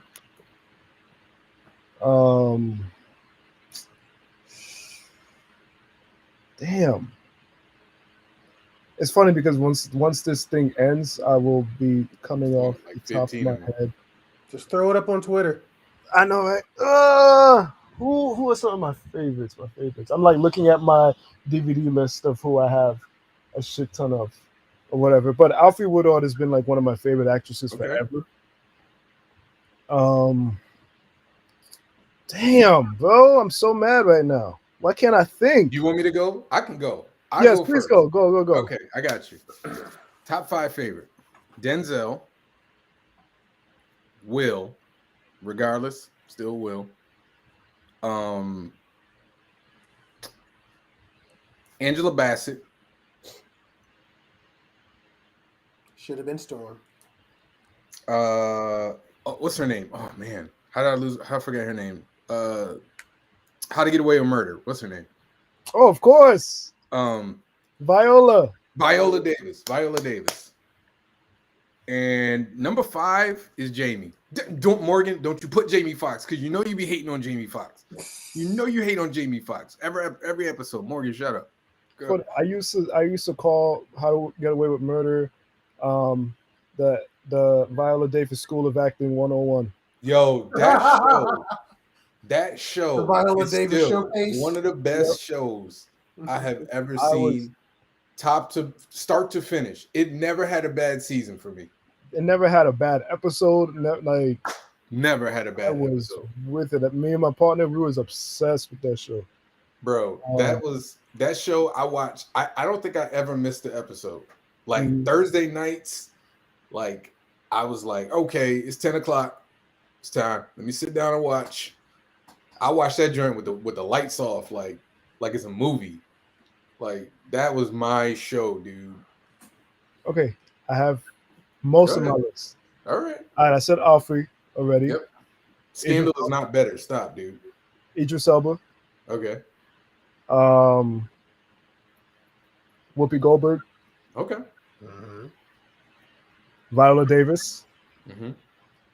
And I have to think of the last one. So Jamari, you go ahead. Wait, hold on, man. You ain't gonna put Denzel? Oh, you ain't gonna put Denzel? So okay. When it comes to Denzel, amazing, one of our greatest of all time, right? But I don't know. There's something about certain other actors that like draw me more, and I feel like it might be because of there's a bit more variety of the way they act. I feel like with Denzel, you most of the time you get Denzel, which I don't think is an issue when it comes to acting, because when I was in school for acting, every class that I took, they never pushed for you to act as different characters. They pushed you as a way to bring a character to life by bringing yourself to the character. So whenever people like to complain about this actor is the same all the time, like someone like Samuel L. Jackson, the way that people like to say, "Oh, it's Sam L," but that's in acting school. That's what you're taught. They push you to be yourself, make the character yourself. And so, funny, Sam L really isn't Sam L in every movie, though. exactly, He's actually not, different. but he's way more different. I'd say he's way more variety than Denzel. There's certain things where it's like, oh, that's definitely Samuel L. Jackson, but it's almost the same as people like to say Johnny Depp is so diverse, but it's like, nah, he's just Johnny. He's Johnny Depp. Like you see Johnny Depp in almost all his things, is because he brings a lot of himself to the roles, even though some roles are very different because the way they dress him up, the way he's directed a little bit, the movies might be very different. There might be one film every once in a while where he disappears into somebody else. Right. Some film he did where he played this gangster, where he just like blew me away. Who, Samuel Jackson? Nah, Johnny Depp. But back to the black folk. Oh, I know what you're talking about. I know exactly which one you're talking about. I know that movie. I saw that movie. But I can't remember the name, but I know you're talking I need about. a fifth. What a flip is my fifth? Jamie, Will, Hallie. I feel like it's such a hard thing to come up with a list, man. I got a list, but it's gonna be. Go ahead, go with your list. We're gonna give you a reprieve. So all right. So my number 5 is Jeffrey Wright. Yes, that's my pick. That's it. That's it. The conversation is done. That's my pick. Forrest Whitaker. Oh yeah, Forrest Whitaker's a great actor. Forrest Whitaker's a great actor. He's very underrated. The reason why I like Jeffrey is he's this great character actor who he's that guy kind of person. Everyone knows who he is. You always don't know his name, but he shows up in stuff. He comes in, and when people let him really cook, he's fun. I was saying that he's Commissioner Jordan in Batman. He should have been the Riddler. Denzel will always be number 1. That's just not Viola Davis is. I be feeling like it's genetic at a certain point, like it's in our code DNA, Black people's code DNA, that Denzel Washington is the best actor. Like it don't matter. Like you could be 5 years old and they ask you, who's your favorite actor? Oh, Denzel. Yeah, I love Denzel. Just because you heard your parents say it like 11 times. But then if you saw the movies, then you hit it, then you knew it too. Right. I also put Lawrence Fishburne on my list. He's so underrated, dude. There are certain. There's like, to me, I feel like he does something similar to what, not to the same volume, but it's a similar thing to what Samuel L. does, where he comes in. You're gonna have him in your movie for a certain amount of time. He's gonna kill it. He's gonna be interesting, and then he can blend into the background if he needs to. Yeah, like he could be the star or he could be a co-star. Absolutely. But you're gonna remember that he was in that movie. There are women who still don't trust that man because he played Ike Turner to this day.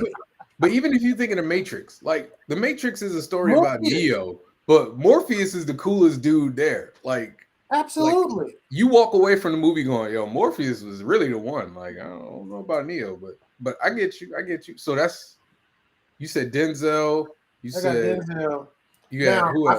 I feel like this next one is a tie, but I have to give the edge because it was between Jamie and Angela Bassett, and I went with Angela Bassett. Okay, that's 4 though. No, that's 5. Nah, you said Denzel. You said old boy from Jeffrey Wright. Viola.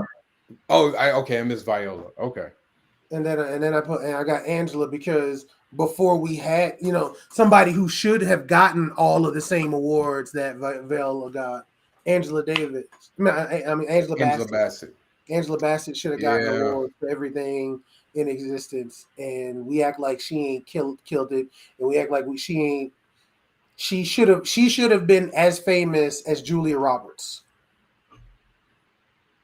Yeah,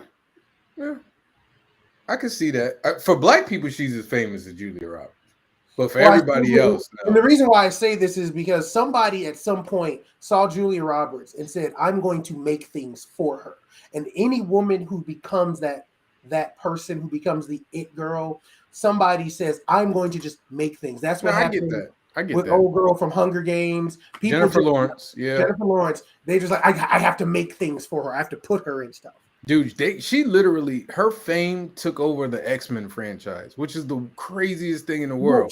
She took that when she wasn't as well known, and then all that other stuff, Silver Linings came out. That's what I'm saying. Like, she was like a borderline regular actress when First Class came out. Yes.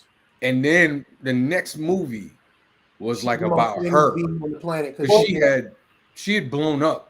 Yeah, I think right before X-Men, she was getting crazy acclaim. Was it like she was getting acclaim? She was getting acclaim, but she had already done the movie, so like the movie wasn't so much like Mystique's movie. She was just one of them, but like the next movie was like.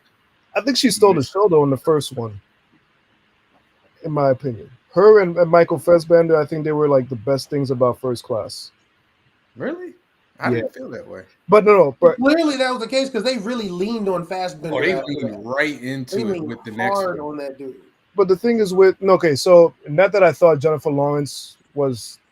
I didn't think like she stole the show as like in performance-wise. I think the way they wrote Mystique was what allowed her to sort of like stand out the way that she did. Because before, Mystique was like an afterthought in the movies for the most part. Like she was a supporting character who maybe had like 2 lines at most. No, she came in. I think she might have had. She had 2 lines. She had like 2 lines in all of them, but she always, every time she was on screen, she was like she commanded like all this presence. No, he's talking about the first X-Men films. Yeah, but then when we got Jennifer Lawrence, it was like they finally wrote the character, and I think Jennifer Lawrence, that gave Jennifer Lawrence the opportunity to like, I can do something with this character. And then after she blew up because of those other films, Hunger Games and Silver Linings and everything like that, it was like, oh, now it's the Mystique movie. But then they, I mean, even was it Days of Future Past? I was okay with that, like in her role within it. But then they did, what's the one that Apocalypse? Apocalypse was gold. And they just like went way too far, making her the movie. I mean, outside of the fact that the movie was bad, and what they did to Storm was just atrocious. Not the actress, because the actress did the best she could. But they probably could have got a darker skinned woman. I mean, but even hair darker. But you know, Alexandria Shipp still didn't really command much. But she didn't. But they didn't give her much to do though. Like, you know what I mean? Like they have yet to really give Storm like like Storm has never been on the movie. In my opinion, we've never had Storm in the movie. That Mystique got in the second round of movies. But what I'm saying is the character of Storm has never been on film. But here's the reason why that falls to whoever writes the freaking movie, simply because they don't write the X-Men films as an ensemble cast. Never. It's always, they call it the X-Men, but in the first trilogy was Wolverine featuring Wolverine / Professor X. Magneto. And then on top of that, which sucks because this is where like it even pushed forward like the sort of idea of Cyclops being type lame, because it's like this is why we cool though. But you and I are cool because we agree that Cyclops is the man, bro. Like, so all right. So you have the cartoon shows. You have the all right. Don't hate. Don't start. I'm just saying. You have the movies. You have the cartoon show. In my head, the 90s, because they wanted a foil for Wolverine, they had Cyclops the way he was. But it's like when you read so many of these classical X-Men books, especially at the last, let's say 10, 20 years, Cyclops is the man, dude. Cyclops is militant. Dude is a militant. Has tilted my vision of Cyclops, particularly more recent runs of. So I give you that. I give that credit. That's true. To me, Cyclops, and I've loved Cyclops from Jump Street. He's my favorite X-Man. Top, like full stop. Well, let me rephrase that. He's my favorite white X-Man. Well, I'm gonna be honest. Tom Brady, so I understand. Listen, don't start. Just because you lost your white quarterback don't mean you got to. Thank you very much, sir. But anyway, Cyclops to me was all. I always like Cyclops because I like leaders. Everything I like the leader. But it wasn't until that is a good one. when Jean Grey died, Cyclops got better. When he started messing with the White Queen, then it was like this is. Then I was like, this is Cyclops that I can get people behind, because he was like militant and he didn't give a crap, and he was just like, look, I don't care about the rest of y'all folk. I care about mutants. Y'all can kick rocks. Mm-hmm. And then it was funny because you'd see all these people start coming in and be like, they like Cyclops, and I'm like, dude, he been like this for a long time now. Like he's always been like that for a minute, for a long time. That's the thing where I feel like a lot of people. So the movies, for the most part, they focus so much on Logan that everyone else takes a backseat. You don't really, you get like small little, this is the asshole of the team, this is the this of the team, this is the that of the team, and they might give them one small moment to shine. Yeah. But then at the most part, you don't see anything. Cyclops never got a chance to shine in the movies. Ever. No, I think the closest thing was, unfortunately, the worst of them all was Phoenix? Dark Phoenix. I couldn't make it through that movie. Bro, it was terrible, but that was the one time like I felt like Cyclops stole the show in that. Like they gave him shit to do.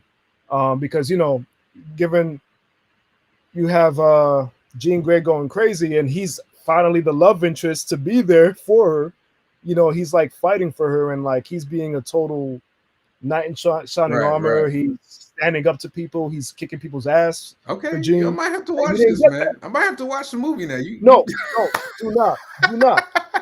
That's the only praise you'll ever hear from me from that movie. That movie is trash. Okay, all right. Hey, man, like that. I mean, this is the only place I get to watch Cyclops. Be awesome. And you telling me it's the worst movie? I mean, it's not even worth it. It's not worth it. But you know what though? The guy that they picked to be Cyclops in the first movie was actually a good choice. He's a great actor. Yeah, James Marsden. He was a great choice. They just never gave him anything to do. And you saw he had some stuff to him in X3 where he was all depressed and angry. And I'm like, yo, you see, so this is what you've been wasting with this character. And then you kill him off. Dude, listen, there aren't many films that I have walked out on. And when they killed Cyclops, I literally went like this, and my friend grabbed me. He was like, "Yo, sit down, man. Come on, man." I was like, "No, man." And he had to pull me down because I was so angry. Like, so let me ask you, whose death pissed you off more, Cyclops or Darwin? No, Darwin. An unkillable character. Darwin. Somebody. I can't die. I adapt to survive. Dude, if the director was sitting right next to me, he might have been above the Will Smith Chris Rock line. Like at that particular moment, he might have crossed that line because that was the dumbest scene I've ever. I remember watching it like, and I like looked around the theater like, was I the only one that just like saw it? When I saw it in theaters, I saw it with my boy Linwood. We saw it was me, him, and my sister, and we were in a black theater. We watched it, and when that moment happened, it was just dead silent, and you can just feel the black audience were pissed off. And I remember just hearing all you heard was one person say, "That's some bullshit," and then like, and it's funny because throughout the film, like it's like everyone was into it. They're like reacting. They're enjoying it. Once that moment happened, I think it was just like total complete silence of just being pissed. That was the point where the shark was jumped. And not even just that, but not only killed Darwin, whose powers is that he cannot be killed. But then you have the black chick join the fucking villains. And then when you think about it, I was like, wait a minute. I was like, time out. So you killed the unkillable black man, and then you make the black woman the traitor. And here's the thing. Did you ever peep that on top of that, all the villains are practically people of color and the minorities in that movie? Yeah. Right? Yeah. And it's just like that's what happens at the end. Even when Magneto joins, you have like the ethnical minority, him being Jewish, leading the team. Then you have Mystique, the one woman from the X-Men joins them. Angel was with them. Emma Frost was with them. It was like it became like this white man's group versus these these villains. You have Riptide, who was, I think he was also a person of color. I don't even know. He ain't say nothing. You would Yeah, never know. Like he was just there. He just twist his finger.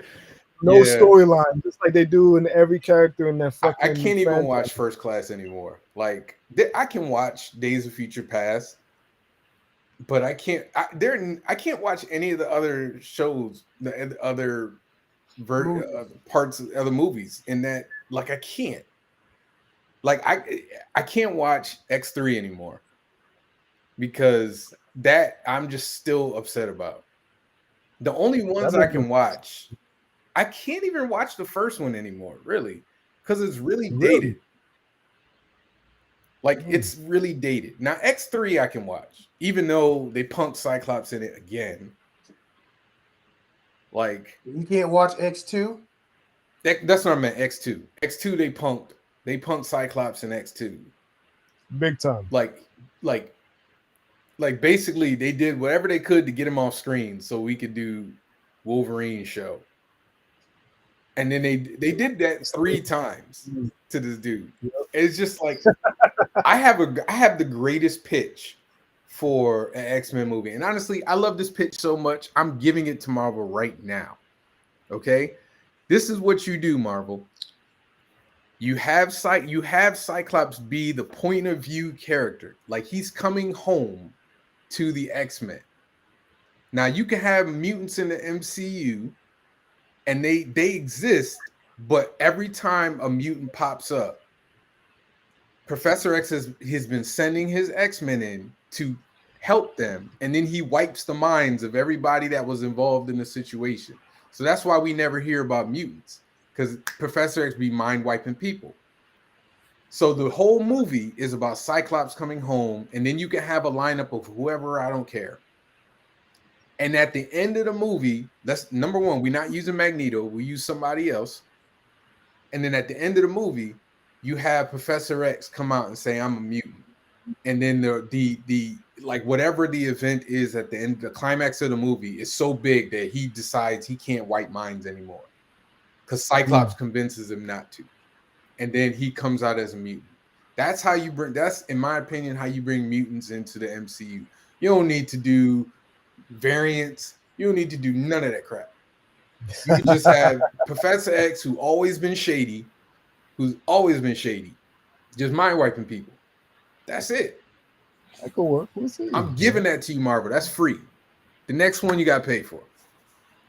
Let me ask a little side note, okay, but still on the topic of Cyclops.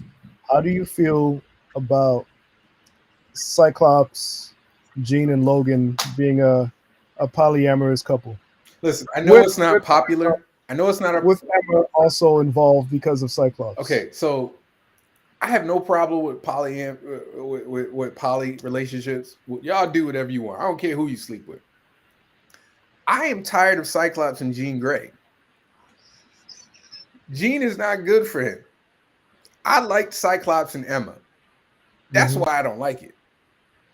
Because Cyclops is simping. He's simping right now in this poly thing. No. Jean, you go with Logan. You've been riding him for like decades now. Go. I put this out there like I don't know if it was like last year or something, but I asked like on Facebook, I was like, somebody tell me what Jean Grey's personality is. Oh, what did I say about that? I said that. I said something ridiculous about that. I said that on Facebook. I was like, somebody tell me what her personality is. And like nobody can answer the question. Nobody can answer the question. Because I remember I shared that and I looked at it. It came up in my memories recently. Yeah, like somebody posted something, and it like a lot of it was like funny stuff, but somebody tried, and I was like, nah, she's just the person that's in between. She's the person that pisses off Cyclops and Wolverine. That's basically who Jean Grey is. She pisses off Wolverine because she won't be with him, and she pisses off Cyclops because she flirts with Wolverine. That was her function. Mm-hmm. Now they try to do stuff with her now, but like Storm has a personality, Emma has a personality, Kitty Pryde has a personality. I can go down all the list of all the female characters, but when you get to Jean, just somebody explain who she is to me. I'm still waiting. She's like the reactional character, She's a what?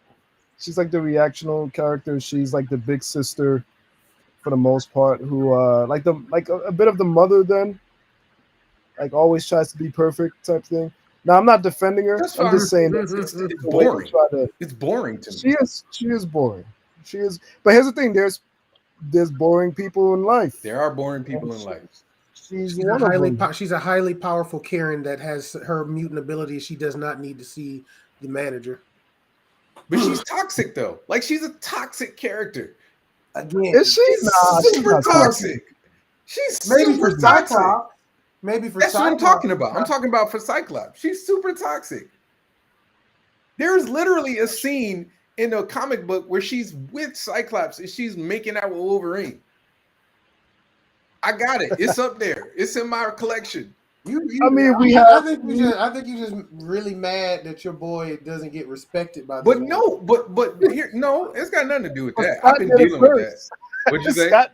Scott did it no, first. He didn't. When did Cyclops do it? When he was cheating. So can we have a art where Cyclops smacks in her head? That's in the mind. That's like watching porn, man. I ain't cheating. It's like that ain't cheating. That was in her head. What do you want? No skin was touched. Wow. But I like, you know what though, Carbiro? I liked him with Emma because they made an effort to show why they actually work like as a couple. Like she improved him and he improved her. No writer ever made it like that. It was just like Jean and Cyclops are supposed to be together. I love Scott and Emma. To me, that was perfection. That was real. Like it felt like a real relationship. And then once they brought Jean Grey back, and it was just like, yo, he's going real running back to her. Like they're gonna make him like 1,000 times. I was like, dude, every time Jean Grey die and come back, Psych dropped everybody that he with. All right, he had a wife and kid. Nah. In the cartoon, didn't he drop Dazzler? That's right. That's right. Yeah. He dropped Dazzler. He was flirting with Dazzler. Oh, Jean need me. Sorry. He'd be pushing the hoes to the side. Like, nope. I need my redhead. I need that redhead. But I like Cyclops though. I'm not a big Wolverine fan. I've never been a huge Wolverine fan. I know Jamari, you like Wolverine. I was more of a Gambit person growing up. I like Gambit too, though. But Gambit is the type of character like he really don't work anymore. Not in this climate. Like when you read some of the old books about Gambit, like you're just sitting there like cringing. Like I used to like that. Like my favorites when I was growing up reading X-Men were Gambit and Colossus. Those were the characters that I always wanted to draw. Those were the characters I always enjoyed. Even in the TV show Colossus, it was so those are my main characters that I enjoyed from X-Men. Storm, of course, because it's Storm. Everybody loves Storm, man. I don't know one person who read X-Men that don't love Storm. Now I liked Storm with Black Panther, and I hated what they did with that because I felt like I was like, why can't black people be happy? Like you had a well-adjusted couple that you broke up because Namor did something crazy. It was because the X-fans were racist. That's what it was. I never thought for a franchise that takes the plight of people of color and minorities to fucking strengthen their stories. Their fan base is some of the most racist ass, homophobic ass motherfuckers ever. So when you had And I think some of it also went down with the Marvel officers, honestly, because you had Logan in like 1,000 freaking teams. He had like 2 book series, but then with Storm, it was like, oh, sorry, Storm can only be in Wakanda. Like she can't be in any other book. So of course that's gonna piss off the X fans who were used to her being in the series. And then on top of that, as much as I love the pairing, I can admit Reggie did not write Storm the way people were used to Storm. In the Black Panther books, you know, and he didn't write T'Challa the way I was just about to say.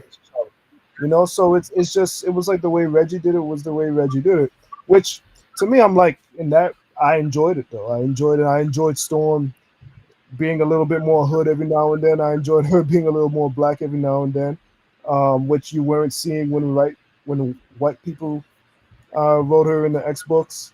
And I loved when Dwayne McDuffie wrote them together in Fantastic Four. I thought that was freaking dope. Especially the hair scene, the black hair scene, I thought was hilarious. Yeah, that was interesting. But I think it's funny though.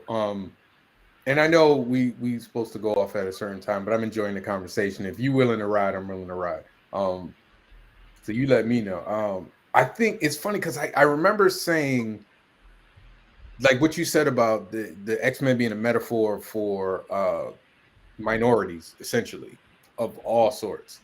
I said that to somebody. I said it on Facebook, and there were quite a few people saying, no, that's not what it's a metaphor either. It's not a metaphor for that. And I'm like, I don't see how you don't see that. Like they use the word minorities in the books, people. Like it's funny how, and I wouldn't say it's recent because these people could have existed before, but it is funny how people who have been reading comics their whole life miss what the characters and the stories are metaphors for. And I don't mean just with X-Men. I mean with like everything. With Superman being an immigrant, with Batman basically being white privilege, with Green Lantern being law enforcement. Like these things are like right in your face. And I get that you use them as a means to escape, but you can't have been that blind to, especially X-Men. You know what it is? I think it's the fact that a lot of these folks, they grew up reading them as escapism. These were like action pieces and these cool characters, cool costumes and powers and everything like that. Only to realize when they got older, they actually became the villains of the fucking stories, right? Like all the times the X-Men were dealing with people protesting against their existence. Oh, no more mutants, no more mutants. As a kid, you're like, oh my god, but the mutants, they're the good guys. And then these same ass motherfuckers want to take the rights away from queer people, or the fact that black people are protesting their own existence, and then they're like, they see it as, crying too much, or why why do I have to hear about diversity, or don't you have enough? Yeah, don't you have it? But then it's like, but I didn't have it before. X-Men fan who it's like the fact that the X-Men, for the most part, they look like these pretty white people, but they're not treated as pretty white people in the books. They're treated as minorities. They're constantly fighting for their existence. They're fighting for their own fucking land and country to be recognized. That way they can be by themselves, their own safe space. But then you have all these people trying to get into their fucking safe space all the time, every time. Why am I not accepted here? This is not fair. You stay running from y'all. Like, hey, we just trying to be over here, and people like, nah, we gonna come with you too. Like, no. For a person to catch those comparisons, you have to first be aware that other groups are disenfranchised and marginalized, and you have too many people that do not see those things with minorities. They do not make those connections, and they definitely weren't making it before 2000. So that's your first big problem. And I can also wait. What do you mean? What do you mean by they weren't making that connection before 2000? I don't think, especially between when we were in that Obama era, we were in quote unquote post-racial land, so people were assumed that the idea that you could be racially profiled, or we don't do those things anymore. We don't have those problems anymore. We've beaten racism, and that's a thing in the past. And that was the prevailing idea forever. Think about how we taught, that's how it's taught in school. Civil rights happened. First we had slavery, and then something, maybe Harlem Renaissance if you're lucky. And finally, Martin Luther King did some marches, said some things was bad, did a speech, and no more racism. That is how it's taught. It's true though. Like it's scary, but it is true. That is how Black history in this country is taught. Oh, by the way, they started being good at sports. Because it's funny because like when you have like, I've actually been asked this question by someone not of color. Like they were like, if you could go back in time, where would you go? And I was like, I ain't going back in time. No. What? 2 weeks ago? No, Pre-COVID? I go back pre-COVID. I go back pre-COVID just to walk around and breathe free air without a mask on, sure. But maybe the 90s. Colonialism. If say you what? Go ahead. I didn't hear. I didn't hear what you said. What did you say? Oh no, I was just saying I'll probably just find the time period before colonialism and go to a different country, different countries in Africa. That's about the best you can do. That's about the best you can do. We ain't staying in America. Yeah. There's no point before 1980. 1980 that I want to be in America. I might want to push that up an extra five years because you still dealing with the residue of the 70s was still alive and kicking until about 83. Maybe that's why I said I go back to the 90s. Like that's about it. That's as far as I'm gonna go back. Mm-hmm. I would like to visit the Hall of Renaissance though. You know what? I wouldn't hate it, but I will say this: you better be very specific with where and when you go back. So just only to experience that the Renaissance, the Harlem Renaissance, and the musicians and the writing that was happening. Of course, I mean they were going through a lot of bullshit outside of everything, the achievements they were doing. But it's like I couldn't just imagine just going to a fucking club or a speakeasy. How fire would it be to walk into the Cotton Club? Yeah, that's why I said you got to be specific. Like if you're gonna go back in time, you need to be like, all right, I'm going back to this, like here, right in the front of this door, so I can walk in and then enjoy it. And then when I walk out the door, you take me back. Like that's it. Like I don't need to walk around the neighborhood. I just will go right to this door, and then I come back. Like that's how I am. That like I'm with you. Like, I understand what you're talking about. I'd be curious to hear Booker T. Washington actually speak in public, or him and W.E.B. Du Bois if they're ever in the same room and having. I'd like to see what that conversation. Yes, put me in that room at that time. and then when the conversation is over, you yank me right back. You yank me right back. It's funny. There's a TV show. You remember that TV show? It was called like Timeless or something. It was like it was like three people who would go back in time or forward in time to like fix things. Like somebody was going in the past and fixing whatever. It came on NBC. I used to watch it, but there was a black character in it. And like somebody made the joke that every time they go back in time, he would literally wonder out loud, how bad is it for black folk at this time? And I was like, that's exactly how I would feel. I'd be like, all right, where are we? 1970? All right, well, I might be able to walk down the street for a little bit, but you know what particular places I would not want to be? I would not want to be during the Selma March, especially the first attempt. Oh no. No, I'm good. Yeah. No. I don't need to be in any of those protests. Listen, any protests, none of that. Nope. Keep me far away from that. I would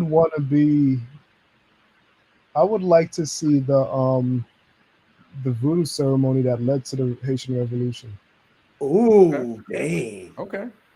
Like I would be so curious to just hear what Duddy Bookman, how he was trying to rile people up. I would like to see that. I'd like to hear the music that was being played that would get these black folks to the point of like, yeah, let's fuck these white people up. Like, like I want to, like that would be like a moment that I would just be very curious. I just probably just try to transport myself on top of a tree just to watch everything going on. Like if I could exist in a spirit form, I go anywhere. Yeah. I go anywhere just to watch. like you intangible, nobody sees me. Can I do it like the player haters did from Dave Chappelle? If I can interact with the world in that fashion. Oh, you want to just roll up and start killing slaves? I mean, listen, if you're gonna send me back geared up like the Punisher, I'll go back to slave times. I'm taking everybody. To your note, I'd go to France and be like, I don't think you're gonna charge Haiti any money. Y'all ain't charging them shit. Right. Yeah, I said you ain't charging them shit. Fucking save Toussaint from Napoleon, you know. There you go. I mean, you know, listen, it's all nice to think about, you know, but I think it's funny, you know. That's an indie comic I want somebody to write. There's actually a comic book, and it's not the Blue Marvel. I think it was written by Mark Waid, where he was talking about. Oh, you know what I'm talking about, right? Controversial as hell. Say what? Wasn't that like mad controversial? Yeah, it was like if there was a superhero back during like during Martin Luther King's time. It pissed people off because it was this black man with the Confederate flag around. Was that it? I don't know if that's it. Wasn't it? I can't. You know what? Now I've got to look it up. Before we get off, I'm gonna look it up because there was. I think it was Mark Waid who wrote it. Now this is one of these things I didn't know about. But it was a book about what was the name of the book? It was a book about like a black person being with superpowers during like the 60s or something, during the civil rights movement. I just can't remember. I don't know if it was Mark Waid or Strange Fruit and all. Yes, I thought it was Strange Fruit. Was that Strange Fruit? He didn't have the flag around, did he? I don't remember that. Did he? I don't know. I have to, but I know they kind of play with that a little bit when they did Umbrella Academy. Because she went back into the she went she could, you know, that had all kinds of potential with that. But then you have like Blue Marvel. Oh, so go ahead. I'm gonna share my screen real quick. Yeah, I definitely got to see this before we get off. Let's see. Anybody know if Strange Fruit was good? Because I didn't read it. I didn't get a chance to read it because I couldn't find it. Number one, like. All right, you see me, right? Nope. No. Mm-mm.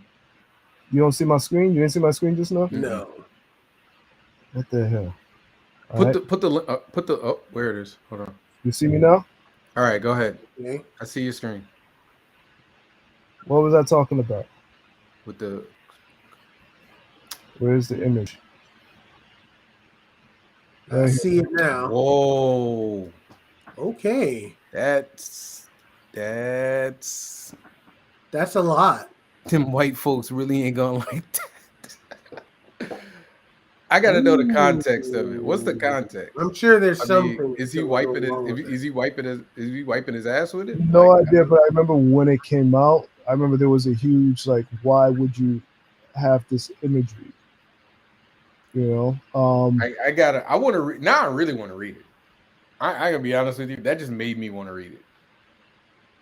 It's probably not a good thing, but I mean, there's a lot of the books like Truth. I just read that for the first time like a month ago because I couldn't find copies of it anywhere, and I just was able to find Truth, you know, at a comic book store. Yeah, I was like, all right, I'm buying it. I don't care. I wasn't even intending on buying anything, and I was like, all right, get that. But there have been people who played with it. Icon did it as well. Yeah, Icon might have been one of the first ones to even talk about a superhuman back during slavery. Although I wish they had pushed it a little bit more, but I get why they didn't do it. But we gonna wrap it up because we definitely we're gonna have you back at some point when you have your new projects are ready to come out, and we probably gonna talk for another 2 hours. So you want to tell people what's coming up next before you go? Nothing I can announce without getting in trouble. Honestly, That's cool. Well, y'all can go to the website and pick up the rest of the stuff. Where can people find you? webwaycomics.ecwid.com. You'll get all the Isnana books there, trading cards as well. You could also get them digitally if you can't purchase or don't want to purchase a physical. Okay. Less work for me to ship out. Beautiful, beautiful, beautiful. And as always, everybody go to visuallystoked.com. You can get copies of Heat. All my books you can get there as well. Please sign up, put your email address in, because then you can get alerts from when new stuff comes out. I'm letting everybody know tomorrow at noon. Yeah, will be my first teaser for my next project. It will go up on Facebook. It's a small teaser. I'm not saying nothing else about it, but the teaser will be up, and then I will be taking pre-orders for it based off the teaser.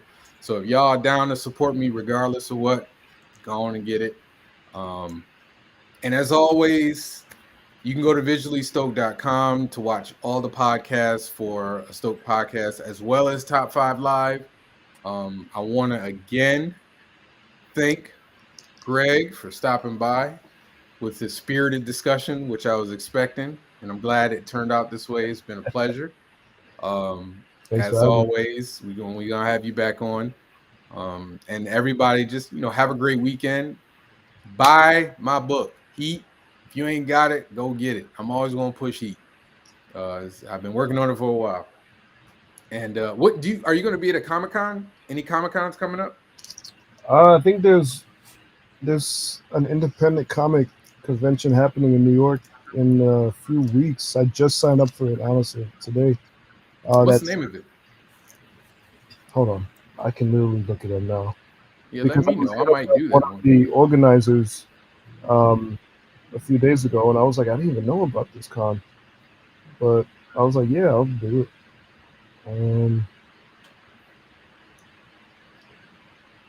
It's a Brooklyn Independent Comic Showcase. Okay, hold on. I'm gonna write that down because if you said it's in New York. Yeah. When is it? This is April 9th. Oh, I'll be on vacation. I would have did it too. I sure enough would have did it. There's still time to cancel the vacation. Yeah, you tell that to my wife. Go on and tell you go ask my wife to cancel vacation. You tell me. You let me know how that goes. Say the nigga with the muscles. Yeah. Okay. Yeah, your muscles ain't that great. All right, man. Y'all have a good evening, everybody. Once again, visuallystoked.com, and you can sign up for everything. Follow me on Instagram. You can follow me on Facebook. You can follow me on Twitter. You can follow Jamari on Instagram as well. And it's been a pleasure. And y'all have a good evening.